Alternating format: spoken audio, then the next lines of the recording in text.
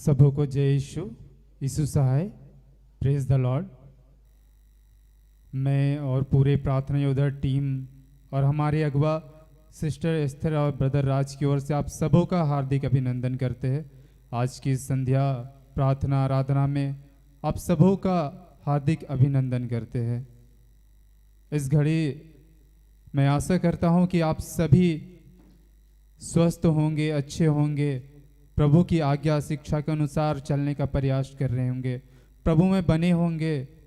और आशा करता हूं कि इस घड़ी जब हम उसकी स्तुति, उसकी आराधना करेंगे तो हर एक के जीवन में वो प्रभु अपनी उपस्थिति को देगा। तो आज की जैसे हम लोग सूची सुनते हैं कि आज किन माध्यम से प्रभु आराधना कराएंगे, वचन की उद्घोषणा कराएंगे, तो आज की प्रार्थना प्रभु मेरे माध्यम से कराएंगे।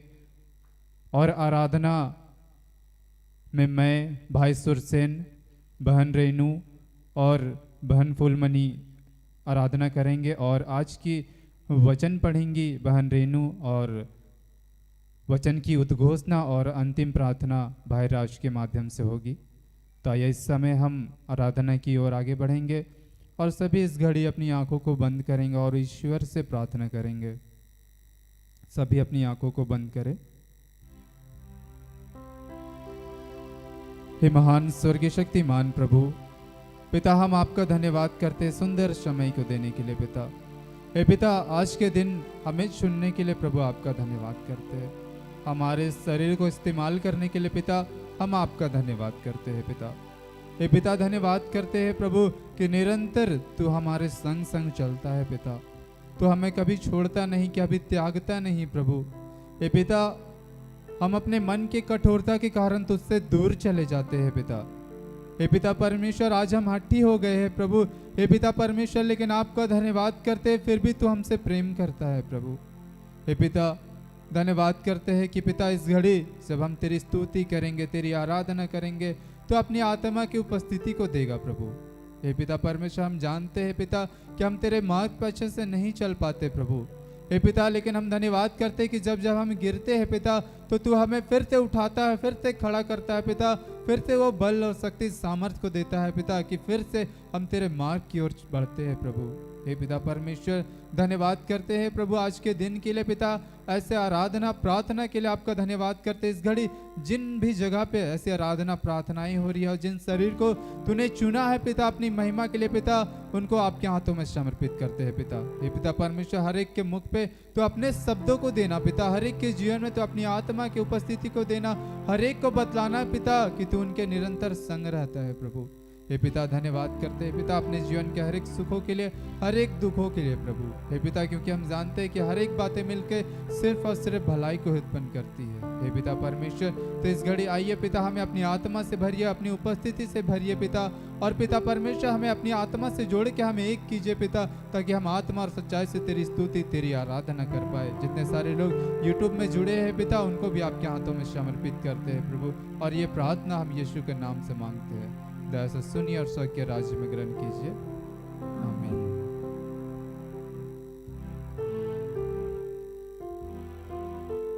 तो आइए इस घड़ी हम प्रभु के एक गीत को गाएंगे। गीत का बोल है, यीशु बादलों पर आने वाला है, हमको अपने संग ले जाने वाला है, क्या तू हमारे संग जाएगा। तो ये सभी को ये बड़ी उत्साह के साथ उसकी स्तुति और उसकी महिमा करें।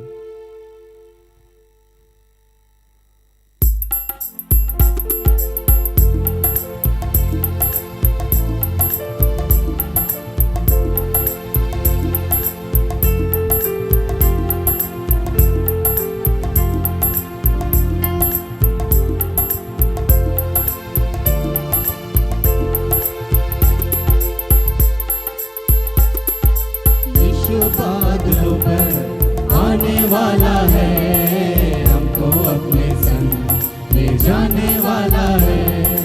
यीशु बादलों पर आने वाला है, हमको अपने संग ले जाने वाला है। क्या तू हमारे संग जाएगा, क्या तू हमारे संग जाएगा, क्या तू हमारे संग जाएगा, क्या तू हमारे संग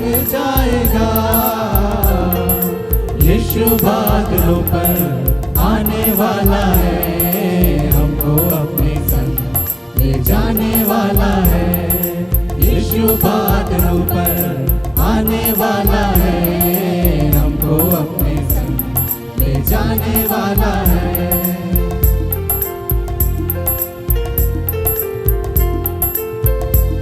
आगे है, तुरही की आवाज होगी, स्वर्ग से यीशु उतरेगा, जो मसीह में मर गए हैं पहले जी उठेंगे, तब हम हवा में यीशु से मिलेंगे।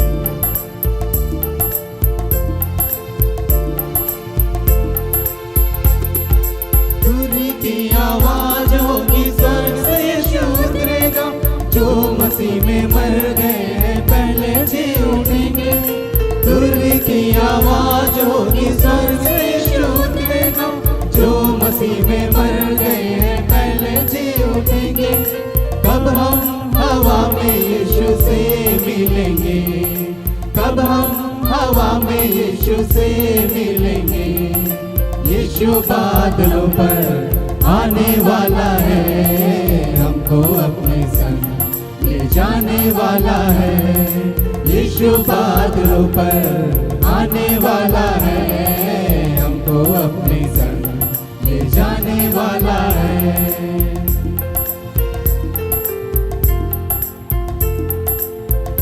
आगे है, ज्योति की संतान बनो और सोते ना रहो, उद्धार की आशा लेकर यीशु में चलते रहो, जीवन नया शुरू होने वाला है।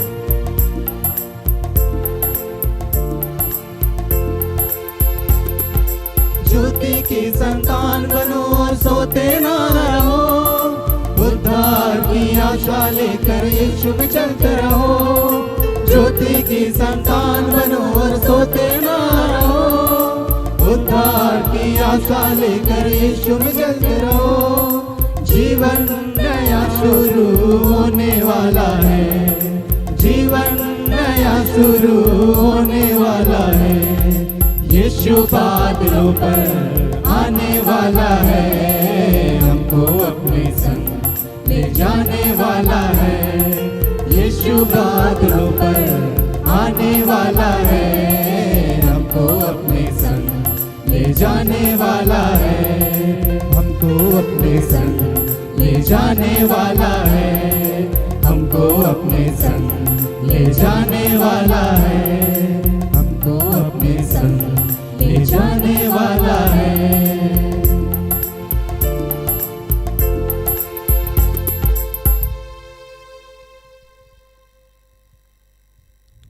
आइए इस वक्त और एक गीत के माध्यम से हम पिता परमेश्वर को महिमा दें।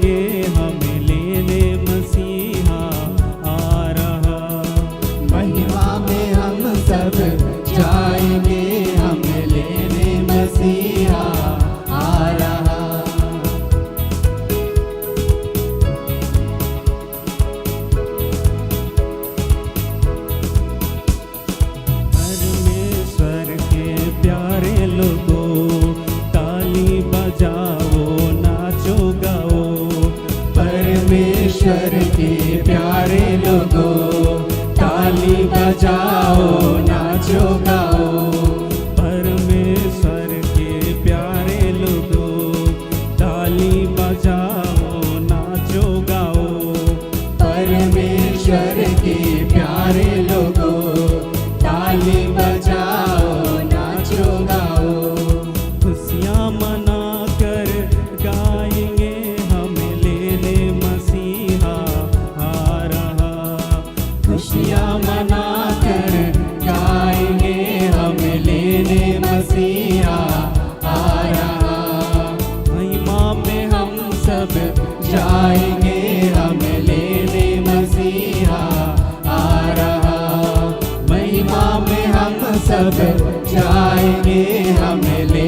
मसीहा आ रहा।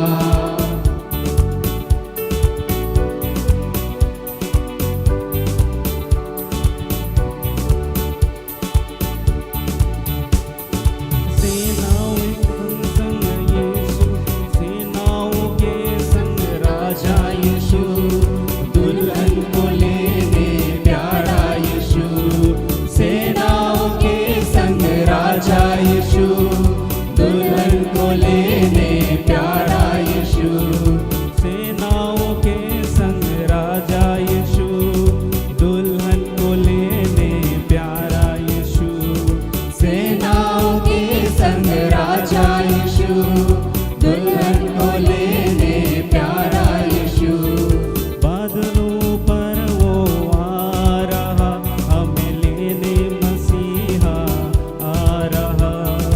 बादलों पर वो आ रहा, हमें लेने मसीहा आ रहा।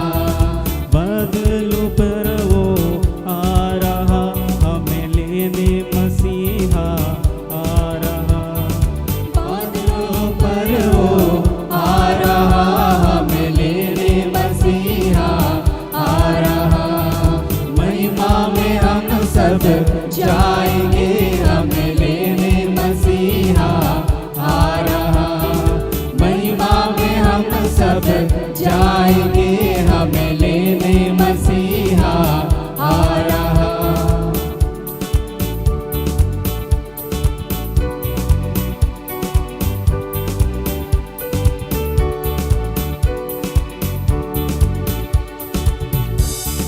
शैतान को हारा दिया, हम सबको बचा लिया। शैतान को हरा दिया, हम सबको बचा लिया। शैतान को हारा दिया, हम सबको बचा लिया। शैतान को हरा दिया, हम सबको बचा लिया। न्याय करने आ रहा, हमें लेने मसीहा आ रहा। न्याय करने आ रहा, हमें लेने मसीहा आ रहा।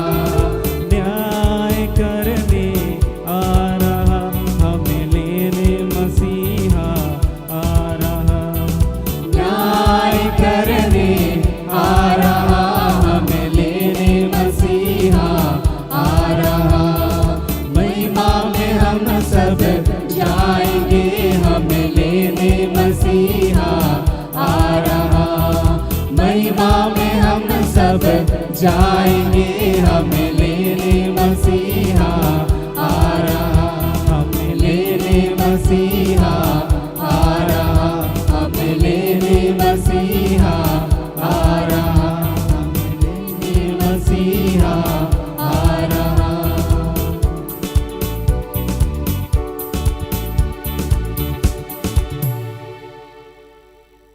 आइए हम प्रार्थना करें।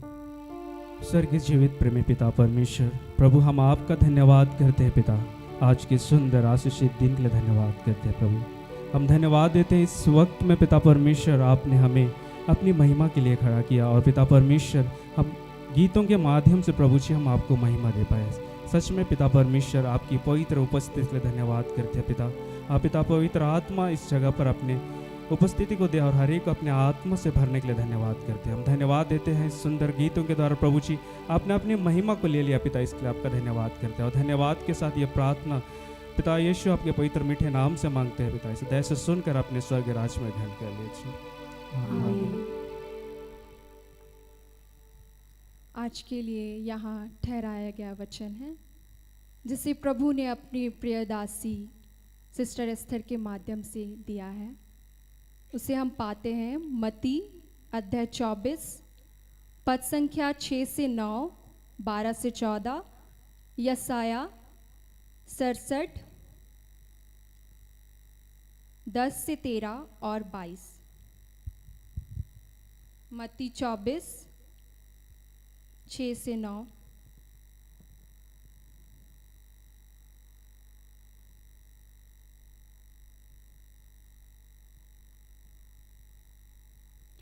तुम युद्धों की चर्चा सुनोगे और युद्धों के बारे में अफवाहों सुनोगे, इससे नहीं घबराओगे, क्योंकि ऐसा हो जाना अनिवार्य है, परंतु यही अंत नहीं है।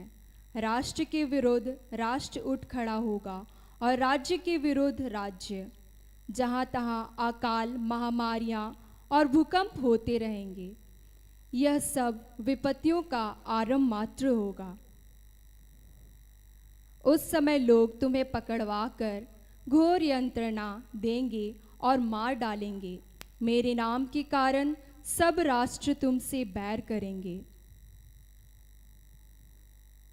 अधर्म के बढ़ने से लोगों में प्रेम भाव घट जाएगा, किंतु जो अंत तक धीर बना रहेगा उसी को मुक्ति मिलेगी।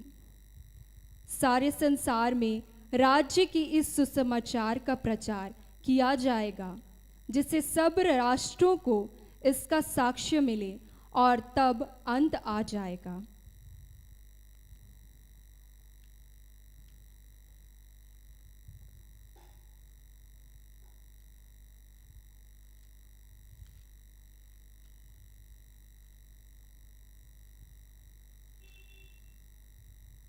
यशाया 67 का 10 से 13 और 22।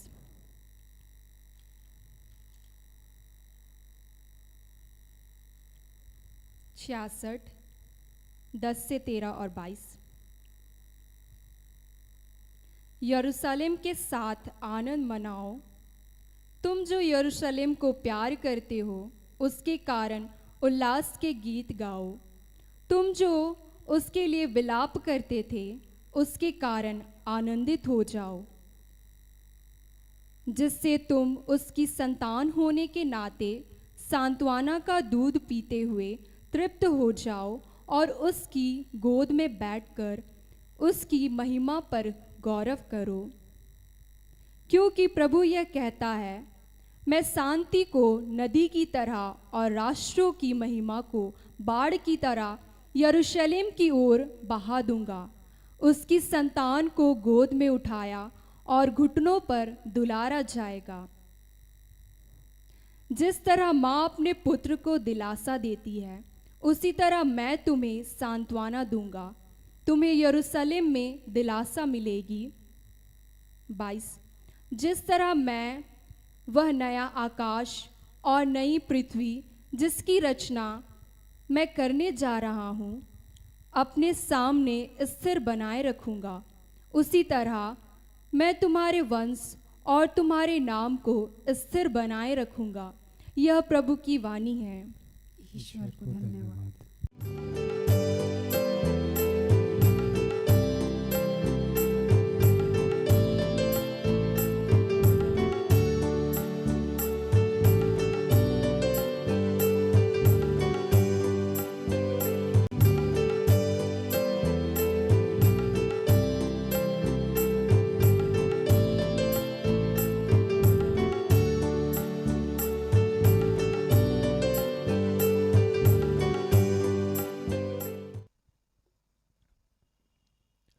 सबों को जय यीशु सहाय। आइए हम प्रार्थना करें। कि हे दयालु पिता, हे स्वर्ग और पृथ्वी के सृजनहार, हे हम सबके रचयिता, तेरा धन्यवाद करते हैं आज के सुंदर और आशीषित दिन के लिए जो तूने एक नए अध्याय के रूप में हमारे जीवन से जोड़ दिया। धन्यवाद, गर्भ से लेकर अब तक तूने हमें संभाला, हमारी छोटी से लेकर बड़ी सारी ज़रूरतों को अपने शाही खत्ते खोल के पूर्ण किया। धन्यवाद, हम जैसे लोगों को चुना ताकि हम तेरे राज्य के विस्तार में योगदान कर सकें, इसके लिए तेरा धन्यवाद। अपने परिवार, अपने जीवन से जुड़े हर बात, हर कार्य, प्रत्यक्ष अप्रत्यक्ष, सजीव निर्जीव, हर चीज़ के लिए तेरा धन्यवाद करते हैं। इस वक्त जहाँ से जितने लोग जुड़े हुए हैं, देख रहे हैं, सुन रहे हैं, उन सब के लिए तेरा धन्यवाद। उनकी सारी समस्याओं के लिए, उनके सारे आशीष के लिए, उनके दान और वरदान के लिए, उनको तूने स्वीकार किया है, इसके लिए तेरा धन्यवाद करते हैं। धन्यवाद प्रार्थना परिवार के लिए, सिस्टर एस्थर और ऐसे जितने तेरे दास दासी हैं उन सब के लिए, हमारे जितने सहयोगी भाई बहन हैं उन सब के लिए तेरा धन्यवाद। कि प्रभु गर्भ से लेकर अब तक हमने कोई भी ऐसा कार्य किया हो जो आपकी इच्छा के विरुद्ध, उसके लिए तुझसे क्षमा चाहते हैं। अपने पुत्र यीशु के लहू से धो के शुद्ध और पवित्र कीजिए। और पिता, जैसा आप जानते हैं कि पवित्र शास्त्र की बातें आपके द्वारा रचित है, ये आपके बगैर न हमें समझ में आ सकता है न हम समझा सकते हैं। पिता, पुत्र, पवित्र आत्मा हर आदमी पे अपना नियंत्रण लीजिए, वो चाहे सुनने वाला हो चाहे सुनाने वाला हो। विश्व में जहाँ भी लोग तेरे नाम से इस वक्त इकट्ठे हैं, उन सब पे अपनी कृपा कीजिए, हम सब पे अपनी कृपा कीजिए। जो भी डिस्टर्बेंस की बातें हैं, जो भी भटकाव की बातें हैं, उन सबको यीशु के नाम से समाप्त करते हैं और धन्यवाद की प्रार्थना प्रभु यीशु के जीवित और पवित्र नाम से मांगते हैं। दया से सुन और स्वर्ग के राज में ग्रहण कर। आमीन।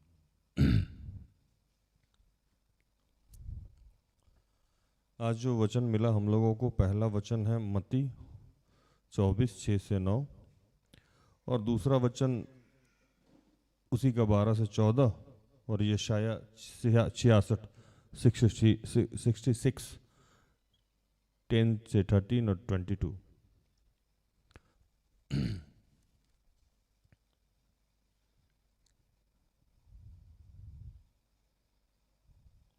तुम लड़ाइयों और लड़ाइयों की चर्चा सुनोगे तो घबरा ना जाना, क्योंकि इनका होना आवश्यक है, परंतु इस समय अंत न होगा। क्योंकि जाति जाति पर और राज्य राज्य पे चढ़ाई करेगा और जहाँ जगह जगह अकाल पड़ जाएगा और भूकंप होंगे। ये सब बात पीड़ाओं का आरंभ होगा, तब वे क्लेश देने के लिए तुम्हें पकड़वाएंगे और तुम्हें मार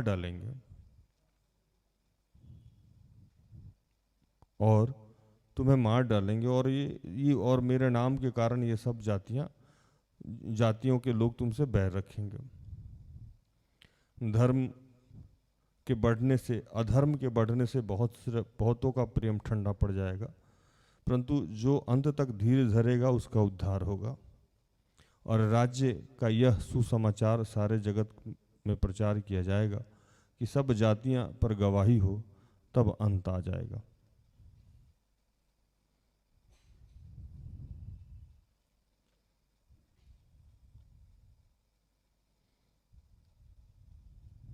हे यरूशलेम से सब प्रेम रखने वालों, उसके साथ आनंद करो और उसके कारण मगन हो। हे उसके विषय में विलाप करने वाले, उसके साथ हर्षित हो, जिससे तुम उसके शांति रूपी स्तन से दूध पीकर तृप्त हो और दूध पीकर उसकी महिमा की बहुत आयत से अत्यंत सुखी हो। क्योंकि यहोवा कहता है, देखो मैं उसको और उसकी ओर शांति की नदी के समान और जाति जाति के धन को नदी की बाढ़ के समान बहा दूंगा। तुम उसे पियोगे, तुम उसको गोद में उठाए जाओगे और उसके घुटनों पे कुदाए जाओगे। जिस प्रकार माता अपने पुत्र को शांति देती है, वैसे ही मैं तुम्हें शांति दूंगा। तुमको यरूशलेम में शांति मिलेगी, क्योंकि जिस प्रकार नया आकाश और नई पृथ्वी जो मैं बनाने पे हूँ मेरे सम्मुख बनी रहेगी, उसी प्रकार तुम्हारा वंश और तुम्हारा नाम भी बना रहेगा। यहोवा की यह वाणी है।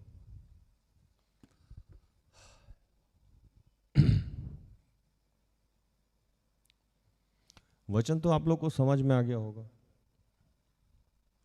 हाँ या नहीं? समझ में आ गया?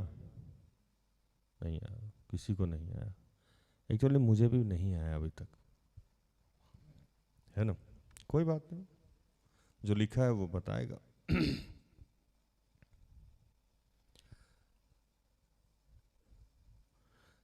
वचन को थोड़ा सा ध्यान से सुनिएगा। आप लोगों की आदत है, मैं मस्ती करता रहता हूँ, हंसता रहता हूँ, हंसाता रहता हूँ, कोई बात नहीं, लेकिन कभी कभी सीरियस वचन भी सुन लेना चाहिए। अब ये अलग बात है कि मैं बीच में फिर उसी मूड में आ जाऊंगा, बट थोड़ा सा सीरियसली वचन को सुनिए। तुम लड़ाइयों की चर्चा सुनोगे तो घबराना जाना, क्योंकि इनका होना आवश्यक है, परंतु उस समय का अंत ना होगा।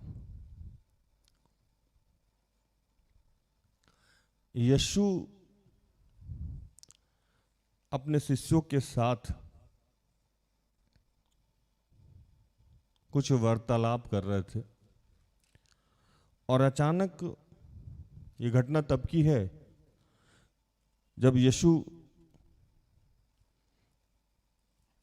क्रूसित होने वाले थे और उसके ठीक बहुत पहले वो बहुत सारे विषय में लोगों को बता रहे थे और उसमें से एक प्रमुख विषय था फरीसी से सावधान रहने के लिए, जो कि आज का टॉपिक नहीं है। फरीसी के बारे में समझा रहे थे और वो यरूशलेम मंदिर में बैठे हुए थे। यरूशलेम मंदिर एक भव्य मंदिर, सुंदर मंदिर, जैसा आप लोग जानते हैं कि उसको कौन बनवाया था, और पुराने नियम जब पढ़िएगा तो उसमें चर्चा है कि कितने समय लगा था, कितना धन लगा था, कैसे यहोवा ने खुद ही कहा था, किसको कहा था, ये सारा। उसकी सुंदरता अपने आप में ऐसी थी कि जो शब्दों में बयान न किया जा सके, और उसी के मंदिर में वो थे और समझा रहे थे लोगों को। समझाने के क्रम में बहुत सारी बातें हुई, जिसमें एक मुख्य बिंदु था, विषय था जो कि फरीसी लोगों से कैसे डील करना। उसके बाद वो बहुत सारी बातें हुई, वार्तालाप हुई समझा के। तो उनके शिष्य कहने लगे कि गुरु, ये मंदिर कितना सुंदर है, कितना अच्छा है। तो वहाँ कहने लगे कि ये मंदिर कुछ ही दिनों बाद इसका ईंट से ईंट गिरा दिया जाएगा और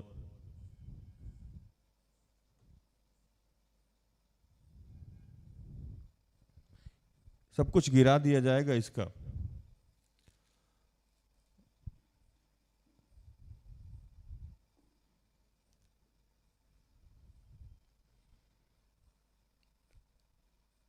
तो शिष्य लोग घबरा गए और यीशु से पूछने लगे। उस समय मंदिर से तो वो लोग निकल गए कि अचानक इतनी अच्छी खासी मंदिर है और प्रभु बोल रहा है कि गिर जाएगा, और गिर ऐसे वैसे नहीं जाएगा। बोला कि इसका पत्थर से ईंट हट जाएगा। पढ़िए वचन 24 का 1 और 2, मत्ती 24 का 1 और 2।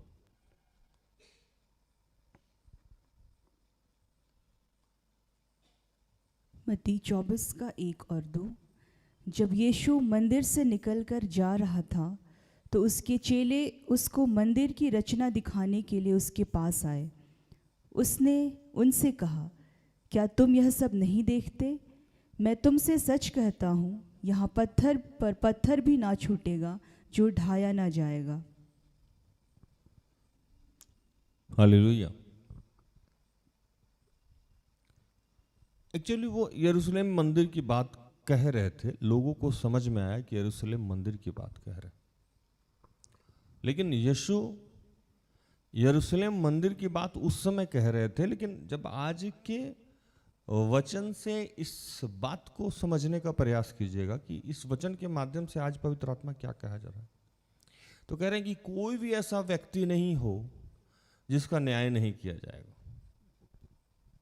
मंदिर शरीर को कहा जाता है और ढाहना गिराना न्याय से संबंधित है, कि कोई भी ऐसा व्यक्ति नहीं है जिसका न्याय नहीं किया जाए। वो चाहे जितना अमीर हो, चाहे जितना खूबसूरत हो, चाहे जितना विद्वान हो, चाहे जितना धर्मी हो, चाहे जितना कंगाल हो। लेकिन ये बात तो शिष्य समझ नहीं पाए। शिष्यों को बहुत जिज्ञासा थी और सुबह सुबह जब जैतून पहाड़ पे प्रभु बैठे हुए थे, यीशु बैठे हुए थे, तो वो पूछने लगे कि प्रभु कैसे पता लगेगा कि कयामत क्या होता है? बार बार तुम हम लोगों को इशारा करते हो कि सब कुछ समाप्त हो जाएगा, नाश हो जाएगा, अंत हो जाएगा, तो कैसे पता लगेगा? और आज जितने लोग हैं जो प्रभु को से जुड़े हुए हैं, उनको भी ये जिज्ञासा रहती होगी, जो बाइबल जानते हैं। कुरान में भी इसकी चर्चा है और वेद को भी जब आप गहन अध्ययन करेंगे तो ये चर्चा है। तो क्या होएगा, क्या होगा, दुनिया का अंत कैसे होगा, कयामत क्या होगा, क्या इसकी कोई सच्चाई है, इसके आने से पहले क्या होगा। हालांकि मैं उस कयामत पे बोलने से, स्वर्ग के बारे में बोलने से बचता हूँ, क्योंकि मैं अपने आप को भी सेवक भी नहीं मानता हूँ, तो उतनी बड़ी बड़ी बातें मैं कैसे कह पाऊँ। लेकिन प्रभु मानता नहीं है, टॉपिक दे के भेजता है तो बोलना होगा, क्योंकि हमारे जीवन में अभी इतनी सारी बेसिक समस्याएं हैं। उस समस्याओं के बीच में अगर हम स्वर्ग की बात करें तो लोगों को हजम नहीं होगा। जब कोई बहुत भूखा व्यक्ति बैठा हो, उसको जाके आप स्वर्ग समझाएं, क्या समझेगा। जो नौकरी के लिए बेचैन हो, रात भर पढ़ रहा हो, सुबह नौकरी कर रहा हो, उससे क्या जाके स्वर्ग और नरक की बात कीजिएगा, धर्म और धर्म की बात कीजिए। उसको पता है कि वस्त्र के लिए पैसा चाहिए, खाना खाना है उसके लिए पैसा चाहिए, इसके बाद वो कुछ सुनेगा। और चूंकि मैं भी बहुत नीचे से यहाँ तक पहुँचा हूँ, अभी भी कहीं पहुँच नहीं पाया हूँ, मार्ग में हूँ, तो मैं भी सोचता हूँ कि जब हम बाइबल से आते हैं तो बाइबल की बेसिक बातों को बताया करें, जो हमारे दिनचर्या के लिए बहुत ज़्यादा जरूरी है। लेकिन ज़रूरी ये भी है कि आप स्वर्ग के बारे में जानें, क्योंकि ये सत्य है।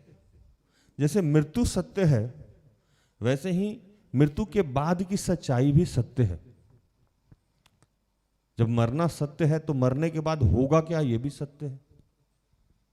लेकिन चूंकि हम भागम भाग इस दौड़ में हम इस बारे में सोचते ही नहीं है कि कल क्या होगा,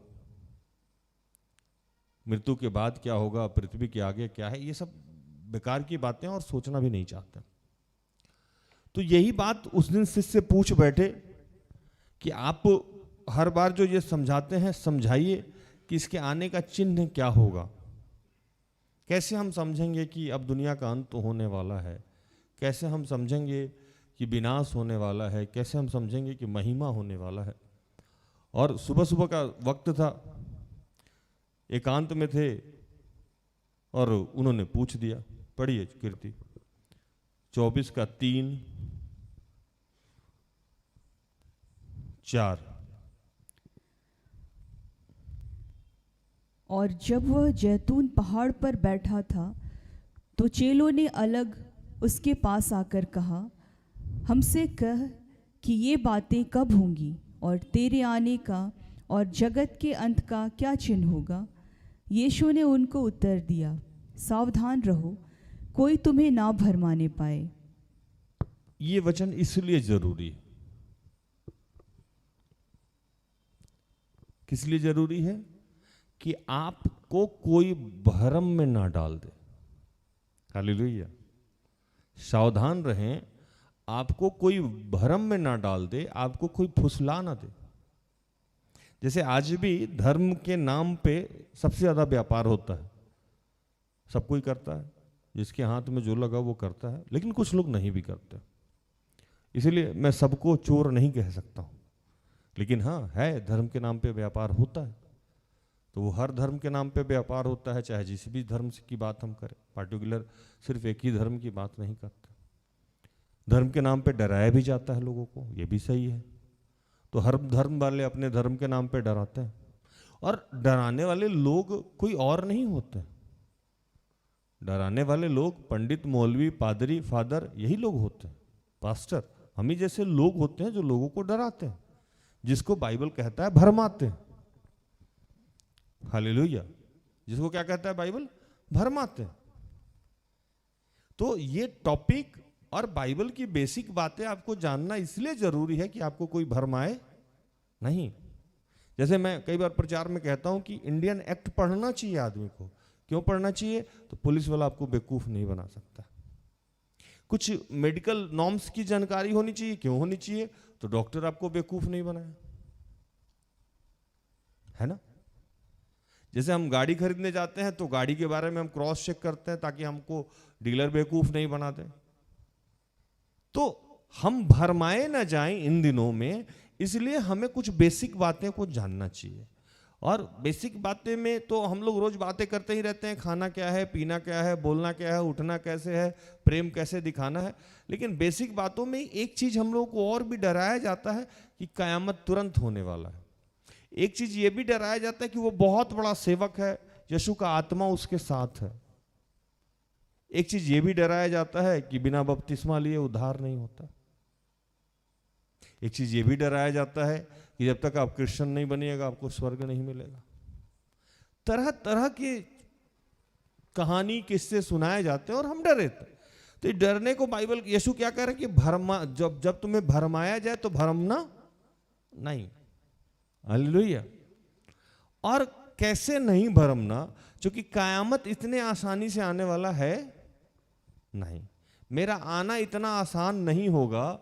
यीशु आएंगे, जैसे आज बच्चे बाहर रहे थे ना, यीशु बादलों पे आने वाला है, हमको अपने साथ ले जाने वाला है, गा रहे थे ना हमारे सुमित भाई।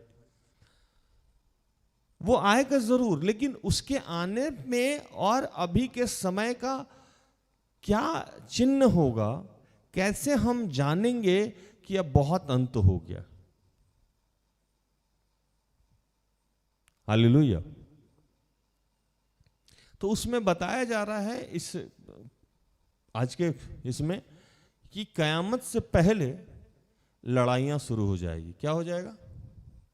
लड़ाइयां, झगड़े। अभी देख रहे हैं ना, न्यूज खोलिए, इधर बमबारी उधर गोलाबारी, वो टेलीकास्ट चल ही रहा है।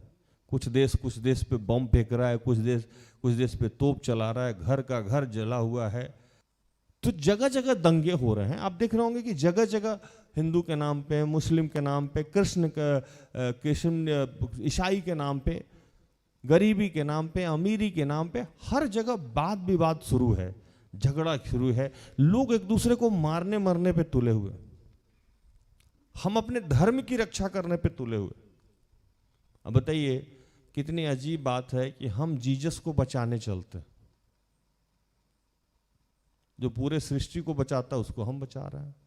कोई अपने भगवान को बचाने पे लगा है, कोई अपनी अल्लाह को बचाने पे लगा हुआ है। जो सबको बचाता है उसको हम बचाने चले। कुछ बहुत अजीब नहीं? जो पूरे सृष्टि की रचना की उसको हम सुरक्षा दे रहे हैं। ये मेरे सुरक्षा नहीं देने से कहीं उसका विनाश नहीं हो जाए, उसका विलय ना हो जाए। इससे बड़ा जोक तो हो ही नहीं सकता पूरे पृथ्वी पे। लेकिन फिर भी एक बोल दिया तो दूसरा भी बोला, हाँ चलो हम बचाते हैं। अब बचाने के लिए हम पीछे पीछे लड़ाई कर रहे हैं, झगड़े कर रहे हैं। तो यीशु कह रहे हैं कि जब लड़ाई और झगड़े हो शुरू, तो चिंता नहीं करना। ये कयामत का आरंभ है। क्या है? आरंभ है। एक मूवी आया था, पिक्चर अभी बाकी है ना। ये तो स्टार्ट है, अभी तो कुछ हुआ ही नहीं। अभी तो बिगड़ेगा, अभी तो बहुत बिगड़ना बाकी, और इतना भी बिगड़ेगा जितना आप सोच नहीं सकते। लेकिन निश्चिंत रहिए, आपका कुछ नहीं बिगड़ना। आपका मतलब, आप लोग बड़ा खुश हो गए, अरे हम लोग का कुछ नहीं बिगड़ा। आपका मतलब जिसको सही में ईश्वर प्यार करता हो उसका कुछ नहीं बिगड़ने वाला। अब आपको देखना है कि सही में आपको ईश्वर प्यार करता है कि नहीं करता। सही में आप ईश्वर से प्यार करते हैं कि नहीं करते? हालेलुया। सही में आप ईश्वर से प्यार करते हैं कि नहीं करते हैं? ईश्वर आपको प्यार करता है कि नहीं करता? तो ये सारी परेशानियां शुरू हो जाएगी। और कहता है कि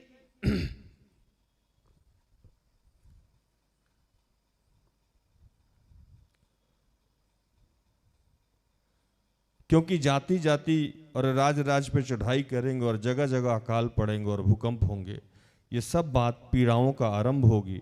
तब वे क्लेश देने के लिए तुम्हें पकड़वाएंगे और तुम्हें मार डालेंगे, और मेरे नाम के कारण सब जाति के लोग तुमसे बैर करेंगे। जगह जगह भूकंप हो रहा है, पता ही है आपको। अचानक से टीवी खोलिए, दिखता है एक पहाड़ हिल गया, गायब हो गया। भूस्खलन बोलता है, पहाड़ घिसक गया, वो घर गिर गया, जो कभी नहीं हुआ वो हो रहा। मैं देख के मुस्कुराता रहता हूँ। क्यों मुस्कुराता रहता हूँ? क्योंकि बाइबल में जितनी बातें लिखी हैं उसका आरंभ हो चुका है। और बाइबल कोई आज 10 साल पहले नहीं लिखी गई।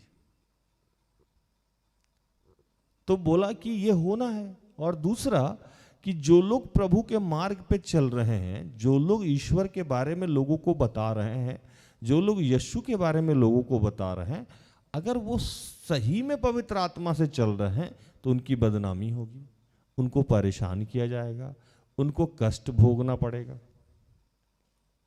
अब क्यों भोगना पड़ेगा, समझिए बात को। जहां सब चोर हों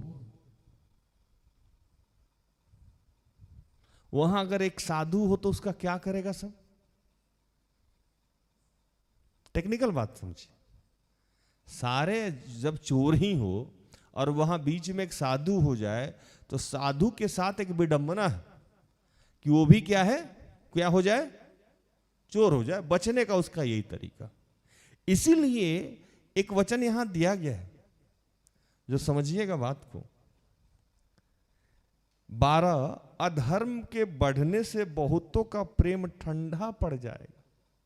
आप प्रभु का काम करने निकले हुए हैं, है ना? इतना ना अगल बगल में करप्शन हो रहा है, अधर्म हो रहा है, गलत हो रहा है। आप सोचिएगा अरे यार मेरा भी बीबी है, बाल है, बच्चा है, परिवार है, जाने दो, छोड़ दो, हटाओ। धीरे धीरे प्रेम क्या होगा आपका? ठंडा पड़ते जाएगा। किसके प्रति? ईश्वर के प्रति, ईश्वर के काम के प्रति। वो धीरे धीरे धीरे धीरे आप घसक जाइएगा।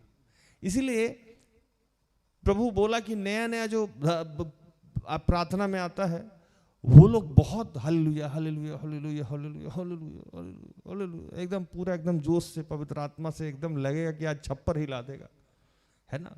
हमारे यहाँ एक कहावत था, नया लुगरिया आती है तो लुगरी में साबुन लगा, नया बहोरिया आती है तो लुगरी में साबुन लगाती है।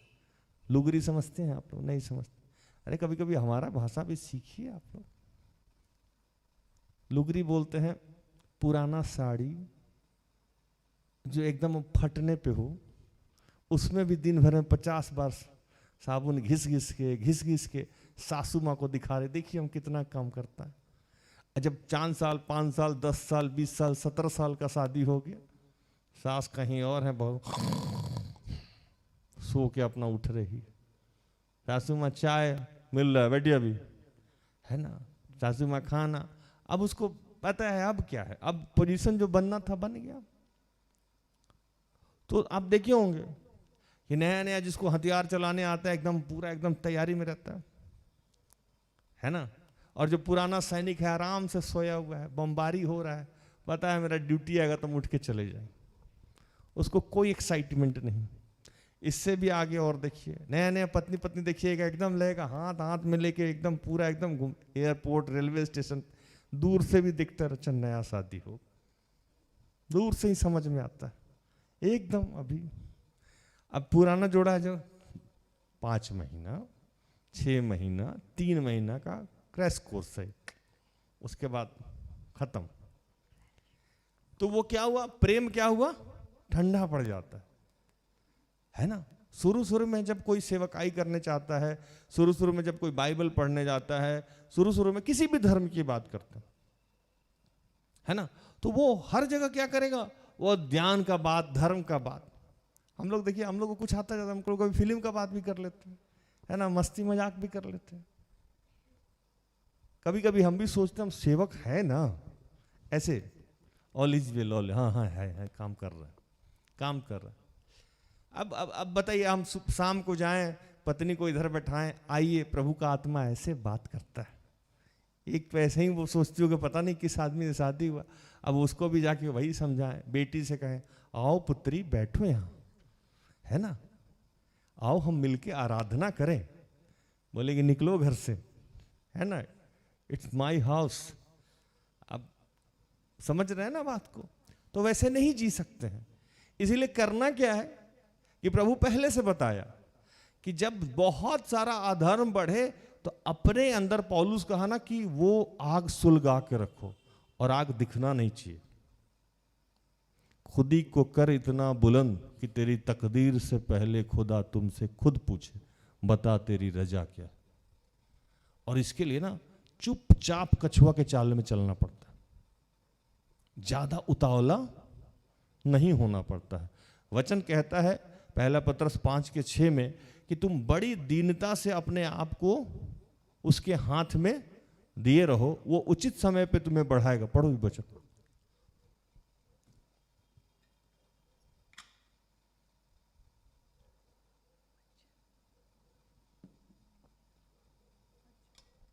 बोले ना पहला पत्रस 5:6 वही है ना।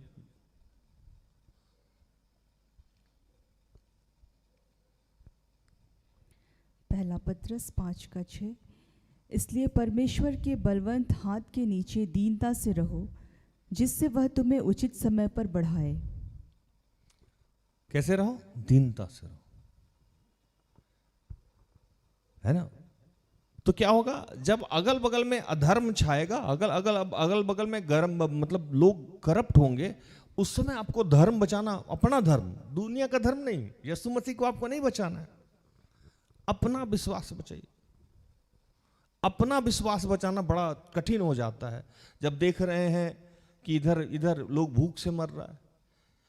वो आदमी पैसा दे के नौकरी कर लिया। अब रोहित भाई सोच रहा होगा, यहाँ यार प्रार्थना उद्धा में हालेलुया करने से नहीं होगा, कोई जुगाड़ू आदमी हमको भी ढूंढना होगा। क्या हुआ? अपना धर्म बचाना, अपना धर्म। मेरा छोटा वाला दोस्त था, उसका छोटा भाई था, उसका वो था, वो तो निकल लिया, उसका तो नौकरी भी हो गया, शादी भी, अब तो बच्चा भी हो गया। मेरा तो नौकरी भी नहीं हुआ।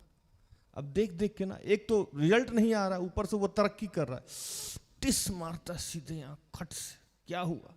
और रोज जाओ, राज भैया सिखाते हैं, प्रभु को धन्यवाद करो। अब ये क्या है? बचेगा ही नहीं, अपना धर्म नहीं बचेगा। आपको यीशु को बचाने की जरूरत नहीं है, अपना विश्वास बचा लीजिए कि जैसे जैसे कयामत का दिन शुरू होगा ये सब तो होगा। और यीशु इसीलिए वचन में क्या लिखा? अधर्म बढ़ने से बहुतों का प्रेम क्या हो जाएगा? ठंडा हो जाएगा। अब सुबह उठा 8 बजे, हाथ में मोबाइल लिया, देखा मेरा तो कुछ हो ही नहीं रहा। कल ही राज में बोले थे राज भैया कि शादी का तुम्हारा बात चला रहा है, लेकिन आज दिन भर केवल काम का बात किए, एक बार भी पूछे नहीं कि क्या हुआ नहीं हुआ, आगे बात बढ़ा, ना फोन किए, हम देखते रह गए। जब से सुबह से आए हैं केवल काम का बात। एक उदाहरण दे रहा हूं, पूरा दिन बीत गया, पता नहीं क्या होगा। हालेलुया। समझ रहे हैं ना आप लोग? देखिए सब लोग समझ रहे। तो समस्या मतलब उस पार्टिकुलर बात पे बात नहीं की हम लोग। तो ये सबके साथ समस्या है, किसी का नौकरी का समस्या है, किसी का विवाह का समस्या। अच्छा, जितना जुगाड़ू लोग हैं उसका काम पहले हो जाता है ना? देखे होंगे ना, इतना जुगाड़ू लोग हो गया है हमारे यहाँ कि बच्चा तक जुगाड़ से हो जाता है। एक नया फंड आया सरगोशी, है ना, विदेश में बच्चा कोख गोद लेके बच्चा लेके चला आता। जुगाड़ देखिए, भारत में जुगाड़ का तो समझते हैं ना आप, इसका भी जुगाड़ मतलब गर्भ का भी जुगाड़ किए हुए है इंडियन, है ना। हर चीज जुगाड़ पे चलता है। अब वहां कोई धीरे धीरे चले। हम एक डायलॉग देते हैं ना, सिस्टर एस्थर के साथ रहने के लिए स्थिर रहना पड़ता। अब मान लीजिए एस्थर के साथ रहने के लिए स्थिर रहना पड़ता है, तो प्रभु के साथ रहने के लिए कितना स्थिर रहना पड़ता होगा। ये तो इंसान है ना, तब इतना स्लो चलती हैं। कछुआ भी सोचता होगा थोड़ा और स्पीड पकड़ लूं, इतना धीरे चलती हैं। अब प्रभु और कितना स्लो चलता होगा। तो क्या बोला?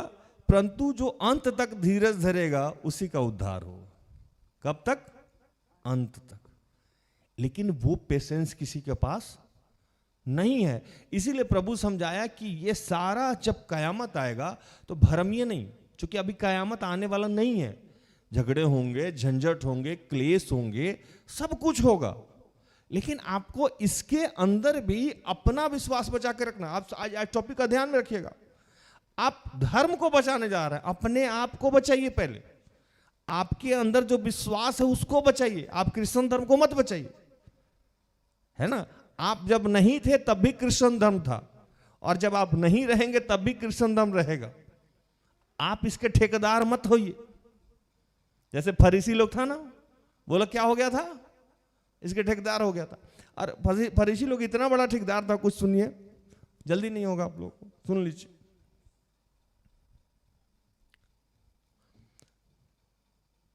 इतना वो लोग चिंतित रहता था कि एक जगह पूरा यीशु कहें कि तुम लोग कहते हो कि अगर हम रहते तो जो भविष्यवक्ता लोग को जो मारा लोग, मेरा बाप दादा लोग, वो नहीं मारता। मतलब तुम सोचते हो कि यशाया नबी को, इर्मिया नबी को और बाकी एलिया को, एलीशा को, जितने लोगों को मारा पीटा गया या गाली गलौज दिया गया वो तुम्हारे पूर्वज करते, तुम मानते हो इस बात को। लेकिन अब तुम कहते हो कि ये काम हम नहीं करते, मतलब तुम जान गए हो कि वो लोग गलत करता है। हालेलुया, समझ रहे ना? तो आज भी जो तो धर्म को बचाने पे लगे हुए हैं वो साबित कर देंगे कि वो सही है और आप गलत है। सुनिए एक वचन सुनिए, बड़ा इंटरेस्टिंग वचन है, पढ़िए। ये मत्ती 23 का 30-31।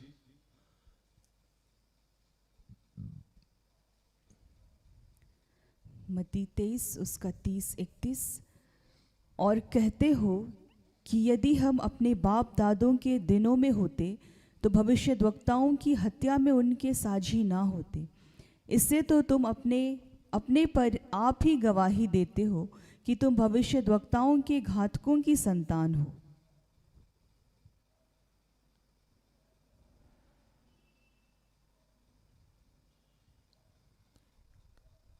वो लोग जो पहले जो फरीसी लोग थे वो लोग बार बार यीशु के पास जाकर कहते थे कि देखिए हमारे बाप दादा गलत किए थे, हम गलत नहीं हैं। आज भी हम लोग में जो लोग धर्म के ठेकेदार हैं वो बोलते नहीं हम गलत नहीं हैं, ये सही है, यही होना चाहिए। जब साउल धर्म का ठेकेदारी करता था तो समझता था हम सही है, पकड़ पकड़ के लोगों को मारता था। तो कहता था कि जितने लोग आपको परेशान करने वाले लोग हैं वो गलत लोग नहीं है, उनको लगता है कि वो सही कर रहे हैं। अब ये सारा सब लोग जब खराब हो रहा है, जब चारों तरफ त्राहीमाम है, जब हमारे पास लोग आता है, भैया कहता है सब लोग घूस लेता है, हम लोग नहीं ले कैसे होगा, हम लोग नहीं भी लेंगे तब भी हम लोग का शेयर फिक्स है, कैसे बचेंगे? है ना भैया? हमारा देश अंडा खा जाता है बच्चा सबका, स्कूल में खिचड़ी खा जाता है। आपको पता है स्कूल में अंडा मिलता है बच्चा लोग को, वहां से अंडा चोरी हो जाता है, खिचड़ी चोरी हो जाता है। सोचिए कितना हाई लेवल का देश है हम लोग। खिचड़ी चुरा लेगा सब, अंडा चुरा लेगा, बोलेगा ये करप्शन थोड़ी है। बोरा का बोरा चावल घर चला जाता है, राशन के दुकान से चोरी होता है, मिट्टी तेल चोरी हो जाता है, चीनी चोरी हो जाता है, 5 किलो जो अनाज मिलता है वो चोरी हो जाता है। कुछ दिनों पहले मैं एक न्यूज देख रहा था कि कितना मरा हुआ आदमी के नाम पे आज तक अनाज उठ रहा है। तो जब चारों तरफ करप्शन है, जैसे कल हमको एक आदमी बोला, हमें बोले कि देखिए हमारे अंदर दुर्बलता हो सकती है लेकिन काम हम करप्शन से नहीं करते हैं। करप्शन का मतलब कि धोखाधड़ी करना, उसका छीन लेना, उसका कर देना, पैसा चुरा लेना, ऐसा कर देना, वैसा, ऐसा नहीं। दुर्बलता अलग चीज है, शरीर में दुर्बलता है, मेरे अंदर बहुत सारी कमियां हैं, लेकिन करप्ट होना अलग चीज है, दुर्बल होना अलग चीज है। फरीसी लोग दुर्बलता दिखाते नहीं थे लेकिन इतना करप्ट थे जितना आप सोच नहीं सकते। इसलिए प्रभु बोला उन लोगों को कि तुम जो उस कब्र के समान हो, कैसे हो? उस कब्र के समान हो जो ऊपर से तो पूरा चूना पोता, अभी जाइए यहां से, नहीं एकदम दिखेगा नीट एंड क्लीन। आइएगा 22, 23, 24 को देखिएगा, हमारे एकदम पड़ोस में कब्र है, आपको लगेगा कि यहीं डाइनिंग टेबल पे बैठ के खा ले, इस टाइप का फ्रेश दिखेगा, एकदम खुशबू है ना, एकदम लाइट चकाचक, लगेगा कि रात भी यहां बिताएंगे तो चांदनी रात के नीचे सुहावना एकदम मौसम रहेगा। लेकिन अंदर कभी देखे उसके अंदर क्या होगा? अरे अंदर क्या होगा? हाँ, अंदर उसके इतना गंदगी है जो आप सोच नहीं सकते। हालेलुया। अंदर इतना गंदगी है जो आप सोच भी नहीं सकते हैं। तो प्रभु बोला कि उसी के समान वो फरीसी लोग हैं।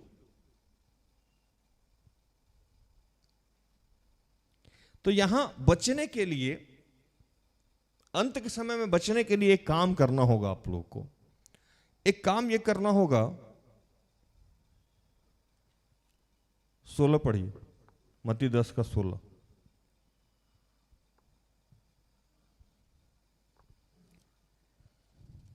संत मत्ती 10:16।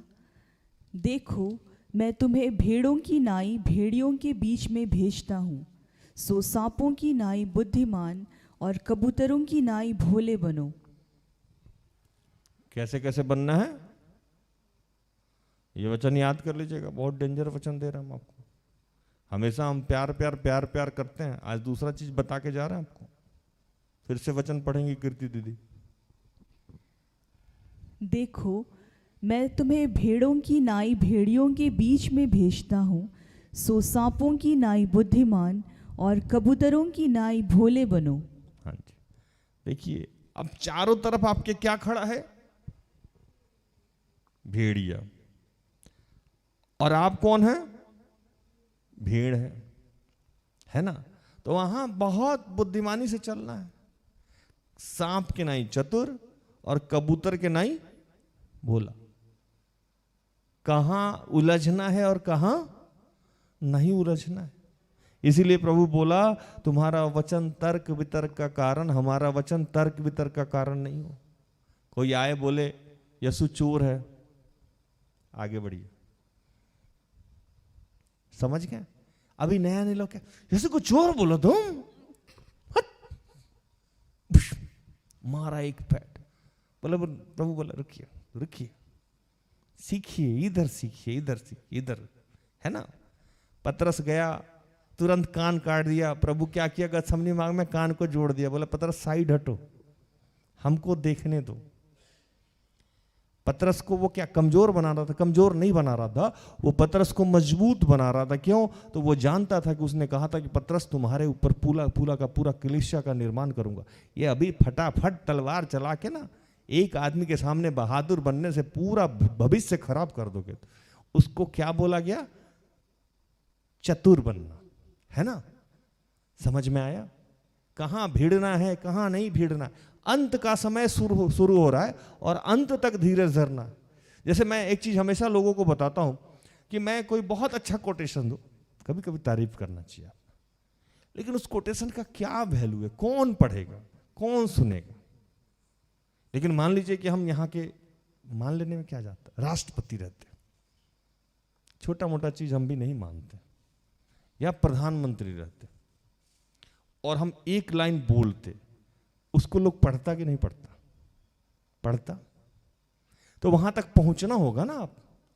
आप अभी क्या है? बीज हैं, अंकुरित हैं, अभी तुरंत निकला है और आप ना एकदम बहुत लहलहाने लगे हैं। कोई आएगा आपको रगड़ के चला जाएगा, गए। अगर आप चना का अंकुर लेके अगर जोर से फूंक भी दीजिएगा ना तो क्या होगा? मर जाएगा ना। वैसे ही आपका विश्वास है, अभी तो आप अंकुरित हुए हैं, है ना। थोड़ा सा ढकिए उसको, छुपा के रखिए। आप जमीन में भी कोई पौधा नीचे रोपते हैं ना, तो जब निकलता है तब तक जमीन के अंदर ढका रहता है, लोगों को लगता है कुछ नहीं हो रहा। वैसे ही चुपचाप रहिए। ये चीज सब पे लागू होता है, पढ़ाई पे भी, है ना, मोहब्बत पे भी। छुप छुप के प्यार कीजिए, रिजल्ट आएगा, है ना, अचानक से नहीं। ये मोहब्बत यीशु के साथ भी, दिखावा में यीशु से मोहब्बत नहीं कीजिए, छुप छुप के। प्रार्थना कहाँ करना है? गुप्त में जाके। यीशु बोले हमसे मोहब्बत कैसे करना है? छुप के, गुप्त में, दरवाजा बंद करके। क्या बोले यीशु? जब तुम प्रार्थना करो तो अंदर जाओ, दरवाजा बंद करो, छुप के प्रार्थना करो, धीरे से बोलो, कोई सुने नहीं। वो ना सुने, धीरे धीरे बोल, कोई सुन ना ले, सुने ना।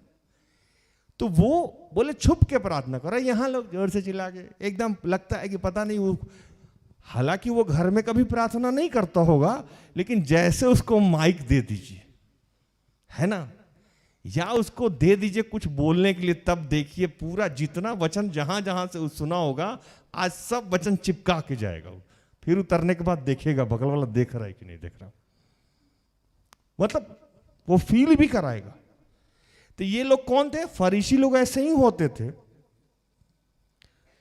ये क्या करते थे? अपने बर्तन को किधर से मांजते थे? ऊपर से, अंदर से नहीं मांजते थे। अब सुनिए, 2-3 को वचन सुनिए, प्रचार समझ में आ रहा है? हाँ, पढ़िए कीर्ति दीदी, मत्ती 23 का 27। ये सब वचन आज आपको लोगों को नोट करना चाहिए। मतलब बाद में जब देख के नोट कर लीजिएगा। 23 का 27। मत्ती 23 का 27। हे कपटी शास्त्रियों और फरीसियों, तुम पर हाय, तुम चूना फिरी हुई कब्रों के समान हो, जो ऊपर से तो सुंदर दिखाई देती हैं, परंतु भीतर मुर्दों की हड्डियों और सब प्रकार की मलिनता से भरी हैं। 28। इसी रीति से तुम भी ऊपर से मनुष्यों को धर्मी दिखाई देते हो, परंतु भीतर कपट और अधर्म से भरे हुए हो। 25। हे कपटी शास्त्रियों और फरीसियों, तुम पर हाय, तुम कटोरे और थाली को ऊपर ऊपर से तो मांजते हो, परंतु वे भीतर अंधेर असंयम से भरे हुए हैं। समझ में आया? कह रहे कि ऊपर दिखावा का कुछ नहीं चाहिए हमको, कुछ भी नहीं। पहले मन बदलिए, तन नहीं बदलिए, है ना। और तन इसलिए नहीं बदलने के लिए हम कह रहे हैं अभी आपको कि ये अंत का समय चला है।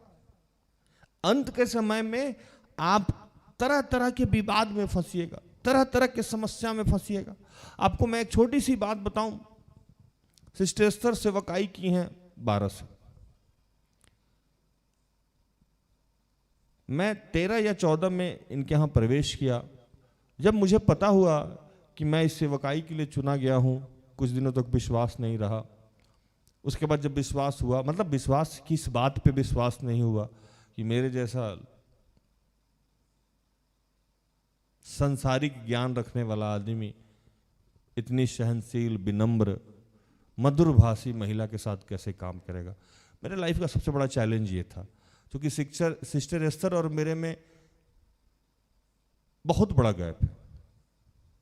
बहुत बड़ा गैप क्या है कि वो बहुत मीठा बोलती हैं। सबसे बड़ा तो समझ सकते हैं ना, इतना मीठा बोलते हैं कि समझिए, मीठा बोलती हैं, हमेशा मुस्कुराती रहती हैं। दो ही बहुत बड़ा फर्क समझिए ना। वो मीठा बोलती हैं और हम मीठा खाना भी कम पसंद करते हैं, बोलना का तो छोड़ दीजिए, है ना।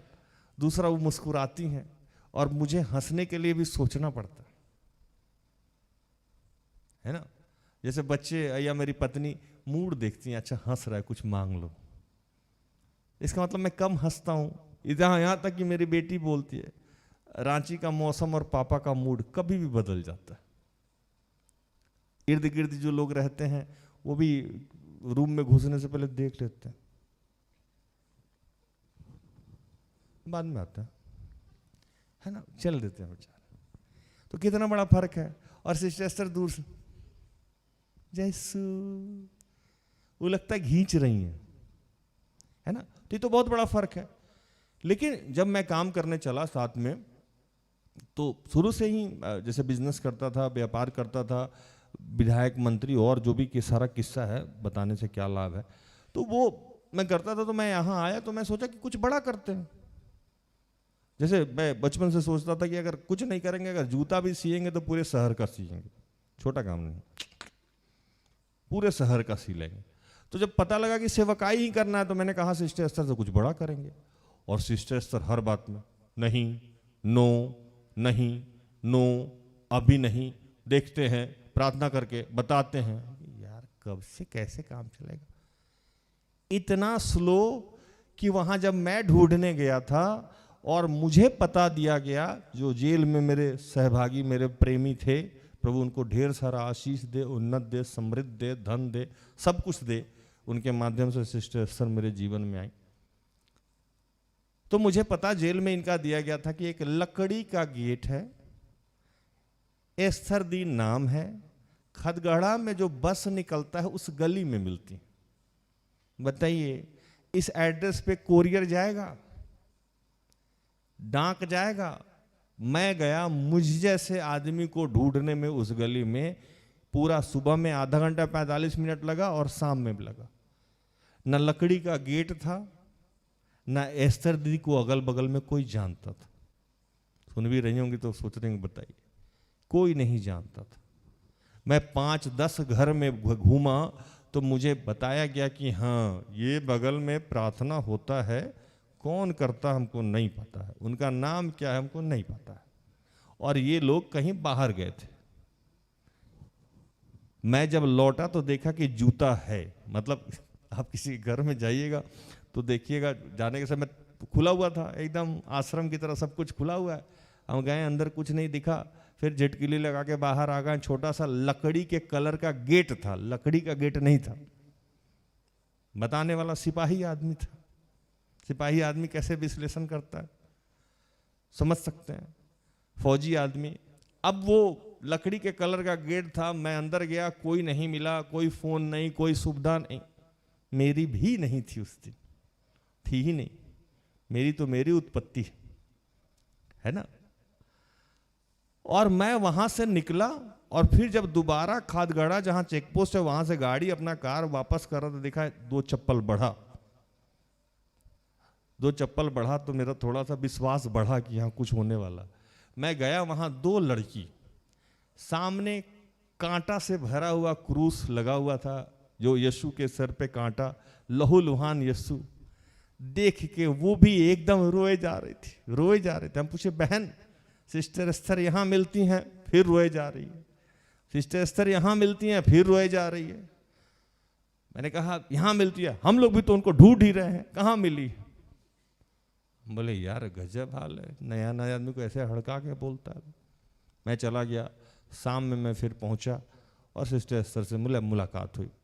उसके बाद से जो कहानी थी, तो जब मैं इनसे पूछता था पोस्टर लगाया जाए, बैनर लगाया जाए, रजिस्ट्रेशन कराया जाए, यूट्यूब पे आया जाए, जूम मीटिंग में आया जाए,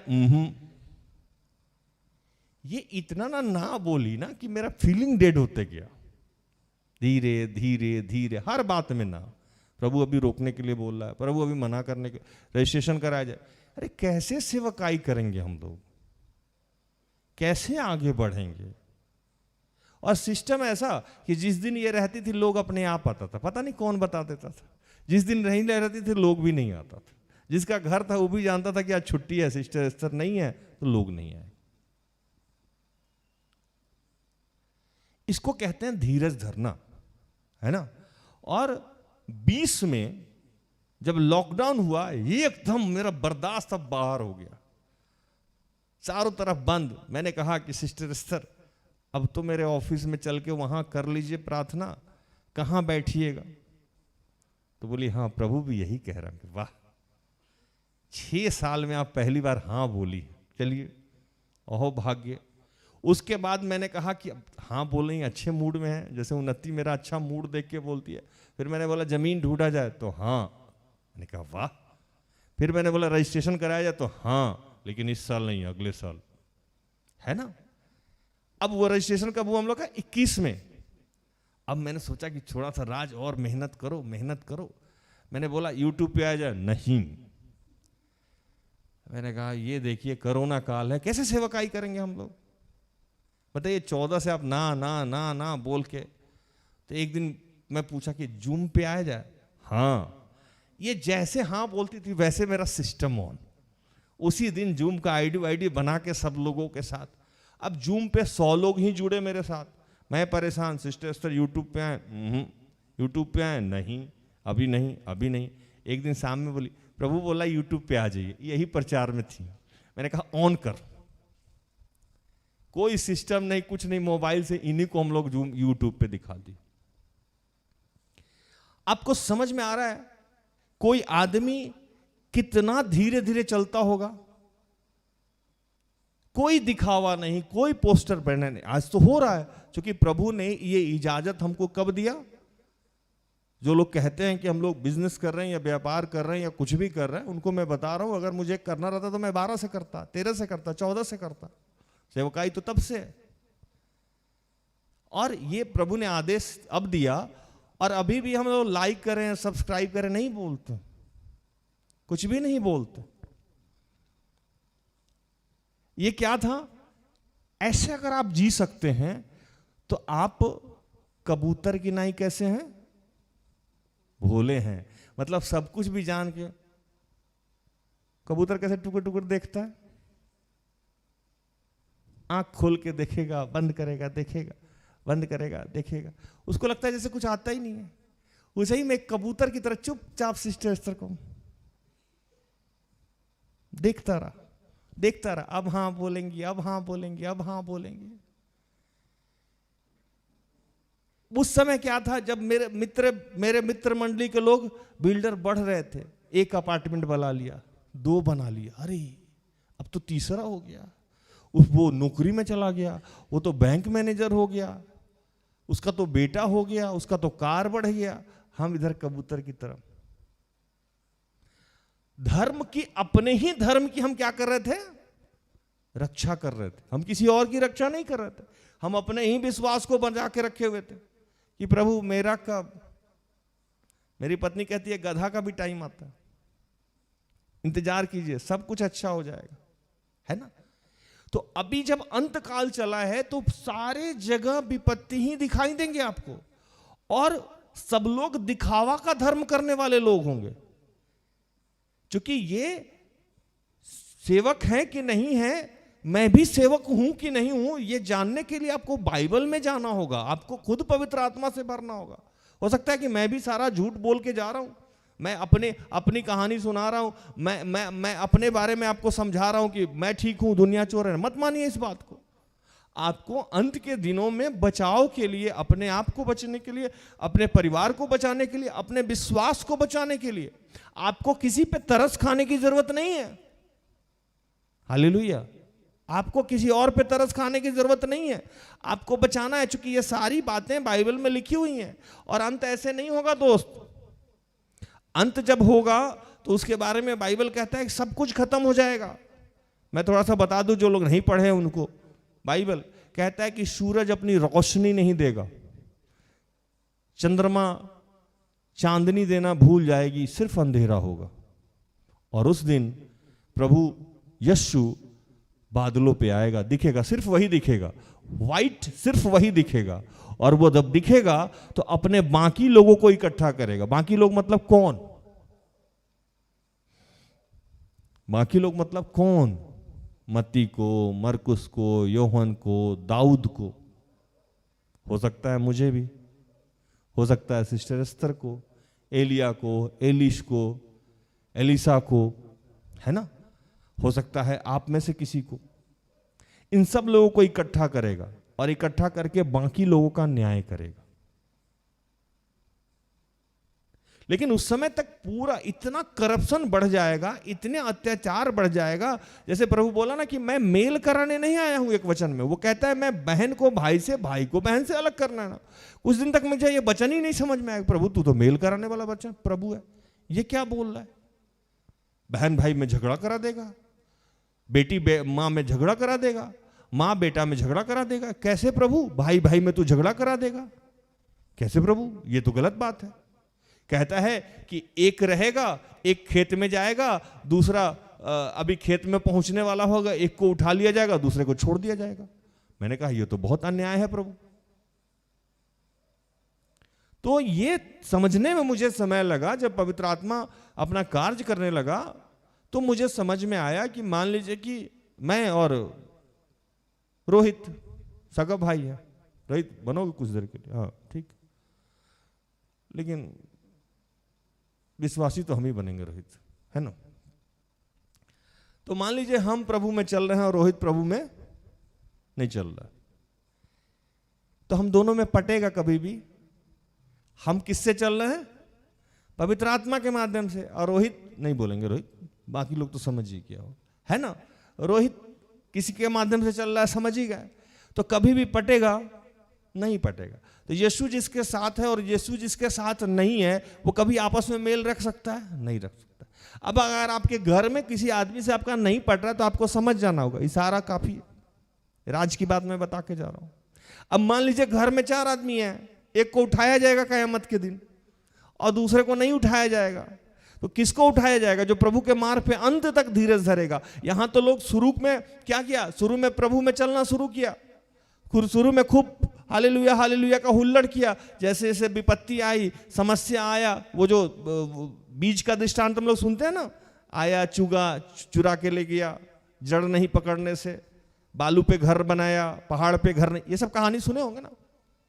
तो जो अंत तक धीरज धरेगा, आज अगर प्रार्थना उनका परिवार या सिस्टर एस्थर पहुंची है यहाँ, तो उनको 10 साल तो इसमें लगा है, बाकी जीवन की बाकी कहानियां तो आप उनसे सुनते रहते हैं। सेवकाई करते हुए 10 साल लगा। आज मैं खड़ा होकर अगर 2 शब्द प्रभु की आत्मा के माध्यम से बोल सकता हूँ, 8 साल तो मुझे भी 8-9 साल हो गया, अगले साल 10 साल मुझे भी हो जाने।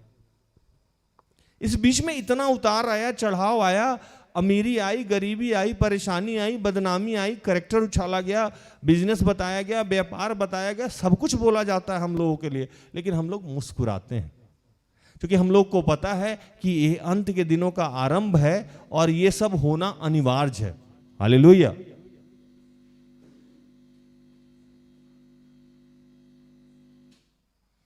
ये अंत के दिनों का क्या है? आरंभ है, अंत नहीं है। क्योंकि अंत होने के पीछे एक और काम होगा। वो क्या होगा? सुनिएगा, वचन पढ़ो कीर्ति।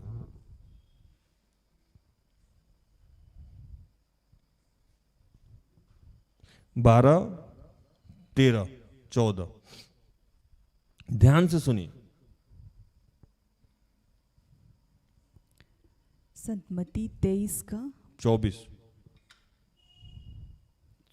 का 12 से 14। और अधर्म के बढ़ने से बहुतों का प्रेम ठंडा हो जाएगा, परंतु जो अंत तक धीरज धरे रहेगा उसी का उद्धार होगा।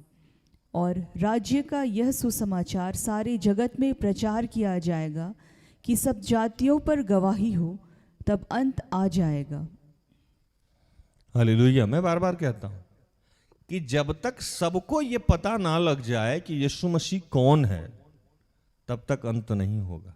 इसलिए निश्चिंत रहिए, अंत इतनी जल्दी होने वाली नहीं है। दोनों चीज के लिए आपके पास भरपूर वक्त है। पाप भी बहुत आराम से कर सकते हैं, अभी कयामत में समय है ना, और धर्म का काम भी बहुत कर सकते हैं। अब यहां तक तो आप लोग समझ ही गए होंगे। एक और वचन है, घड़ी भी इजाजत नहीं देता, एक तो घड़ी है ना। अब एक समझिए इस बात को। अब आगे यशाया नबी भी दिए हुए हैं, तो प्रभु कह रहे हैं कि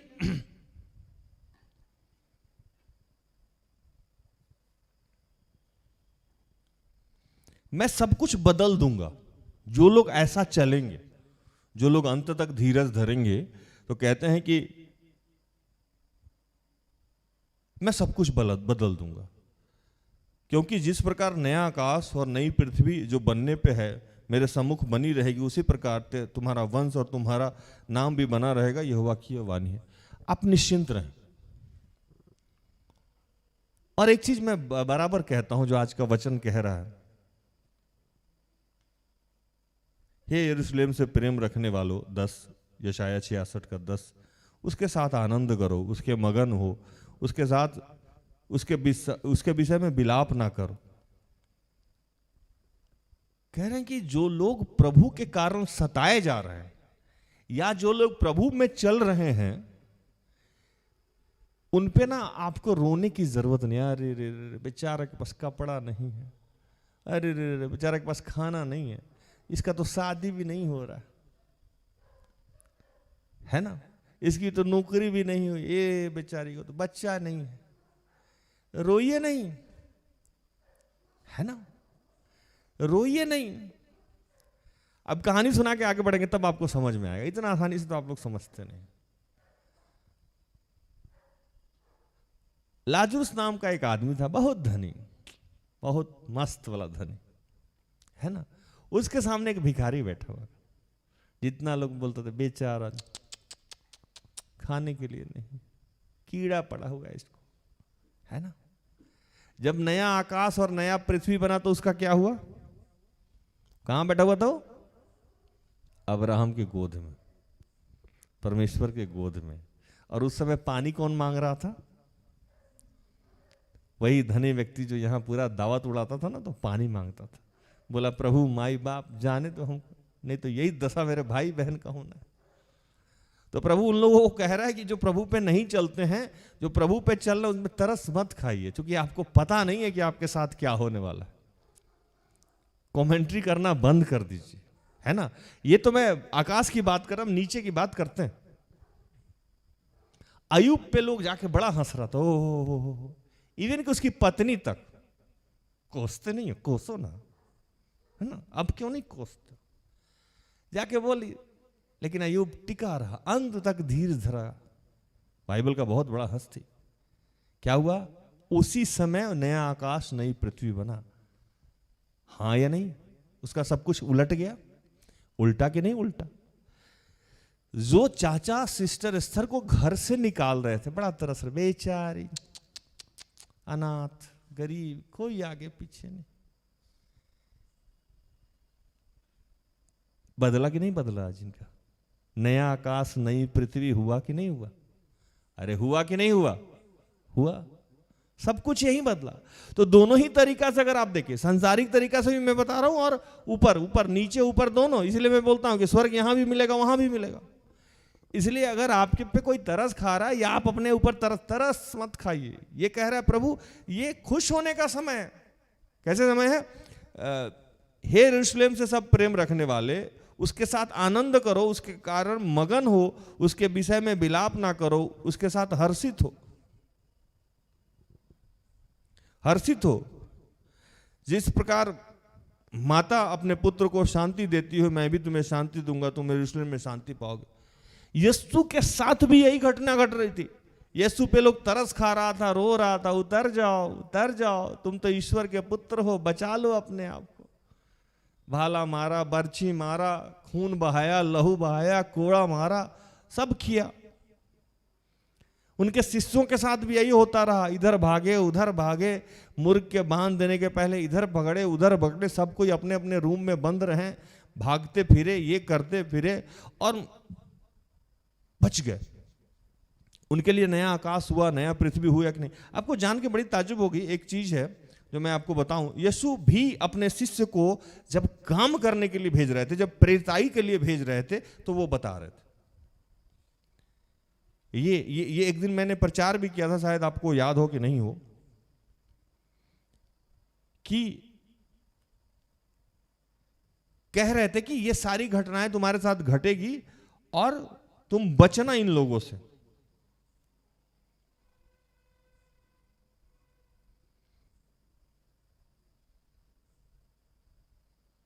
देखिए, एक मैं वचन सुनाऊं आपको, मत्ती 16 का 21,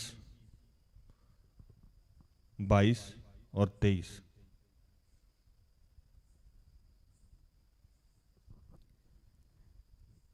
मत्ती 16 का 21 से 23। सॉरी, मत्ती 10 का 21 से 23।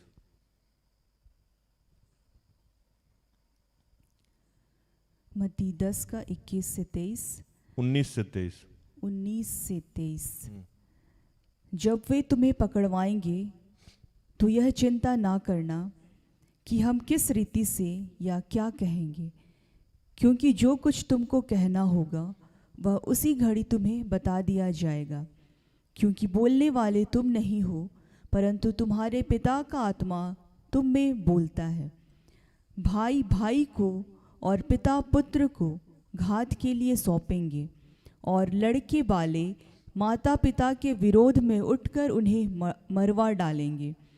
मेरे नाम के कारण सब लोग तुमसे बैर करेंगे, पर जो अंत तक धीरज धरे रहेगा उसी का उद्धार होगा। जब वे तुम्हें एक नगर में सताएं तो दूसरे को भाग जाना। मैं तुमसे सच कहता हूँ, तुम इज़राइल के सब नगरों में ना फिर चुकोगे कि मनुष्य का पुत्र आ जाएगा। हालेलुया। यीशु उसी समय बता दिए थे सारे चेला लोगों को, ये तो होगा, माँ बाप को मारेगा, बाप बेटा को मारेगा, लेकिन तुम लोग को मेरे नाम के कारण तुमको सताएगा लोग। जो भी ईश्वर में चलेगा, यीशु में चलेगा, धर्म का काम करेगा, तो लोग उसको बुरा कहेगा। मैंने पहले ही कहा ना कि जहां सारे चोर हो वहां एक साधु का तो चटनी ही बनाएगा। हम लोग तो भैया 32 दांत में एक जीव की तरह है, दाहिने भी काट लेता है, बाएं भी काट लेता है, सामने भी काट लेता है। समझ में आया? कौन है हम लोग? जीव। और अगल बगल में लोग कौन है? दांत है।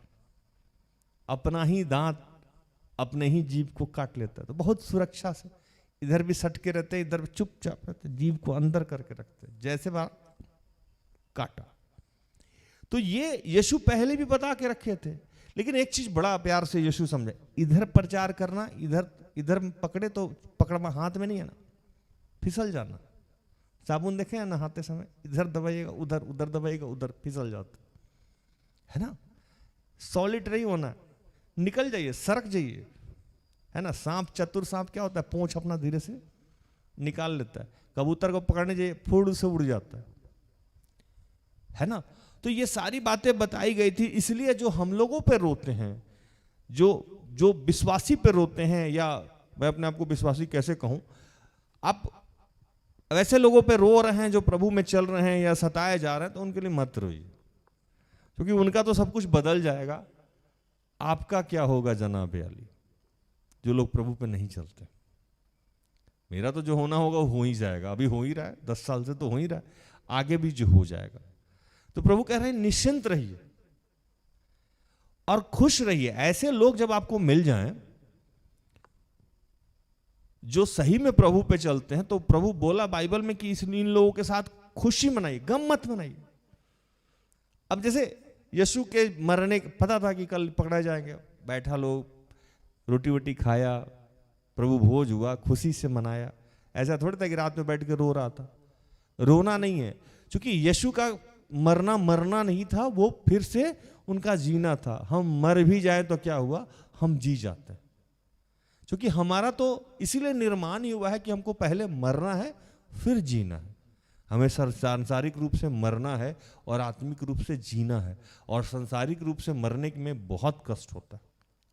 तो प्रभु आज स्पष्ट भाषा में एक बात बता रहे हैं आप लोगों को कि अगर आप प्रभु के मार्ग पे चल रहे हैं तो दोनों बातों का ध्यान रखिए, एक स्वर्गीय बात का भी कि क्या क्या होना है, और एक संसारिक बात का भी।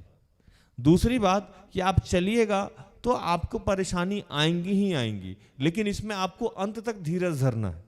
एक दिन का ये काम नहीं, ये इश्क नहीं आसान, बस इतना समझ लीजिए। आग का दरिया है, रोहित लांग के जाना, कूद के जाना। रोहित भाई बोला कूद के जाना, है ना, कूद के जाना। इतना आसान काम नहीं है।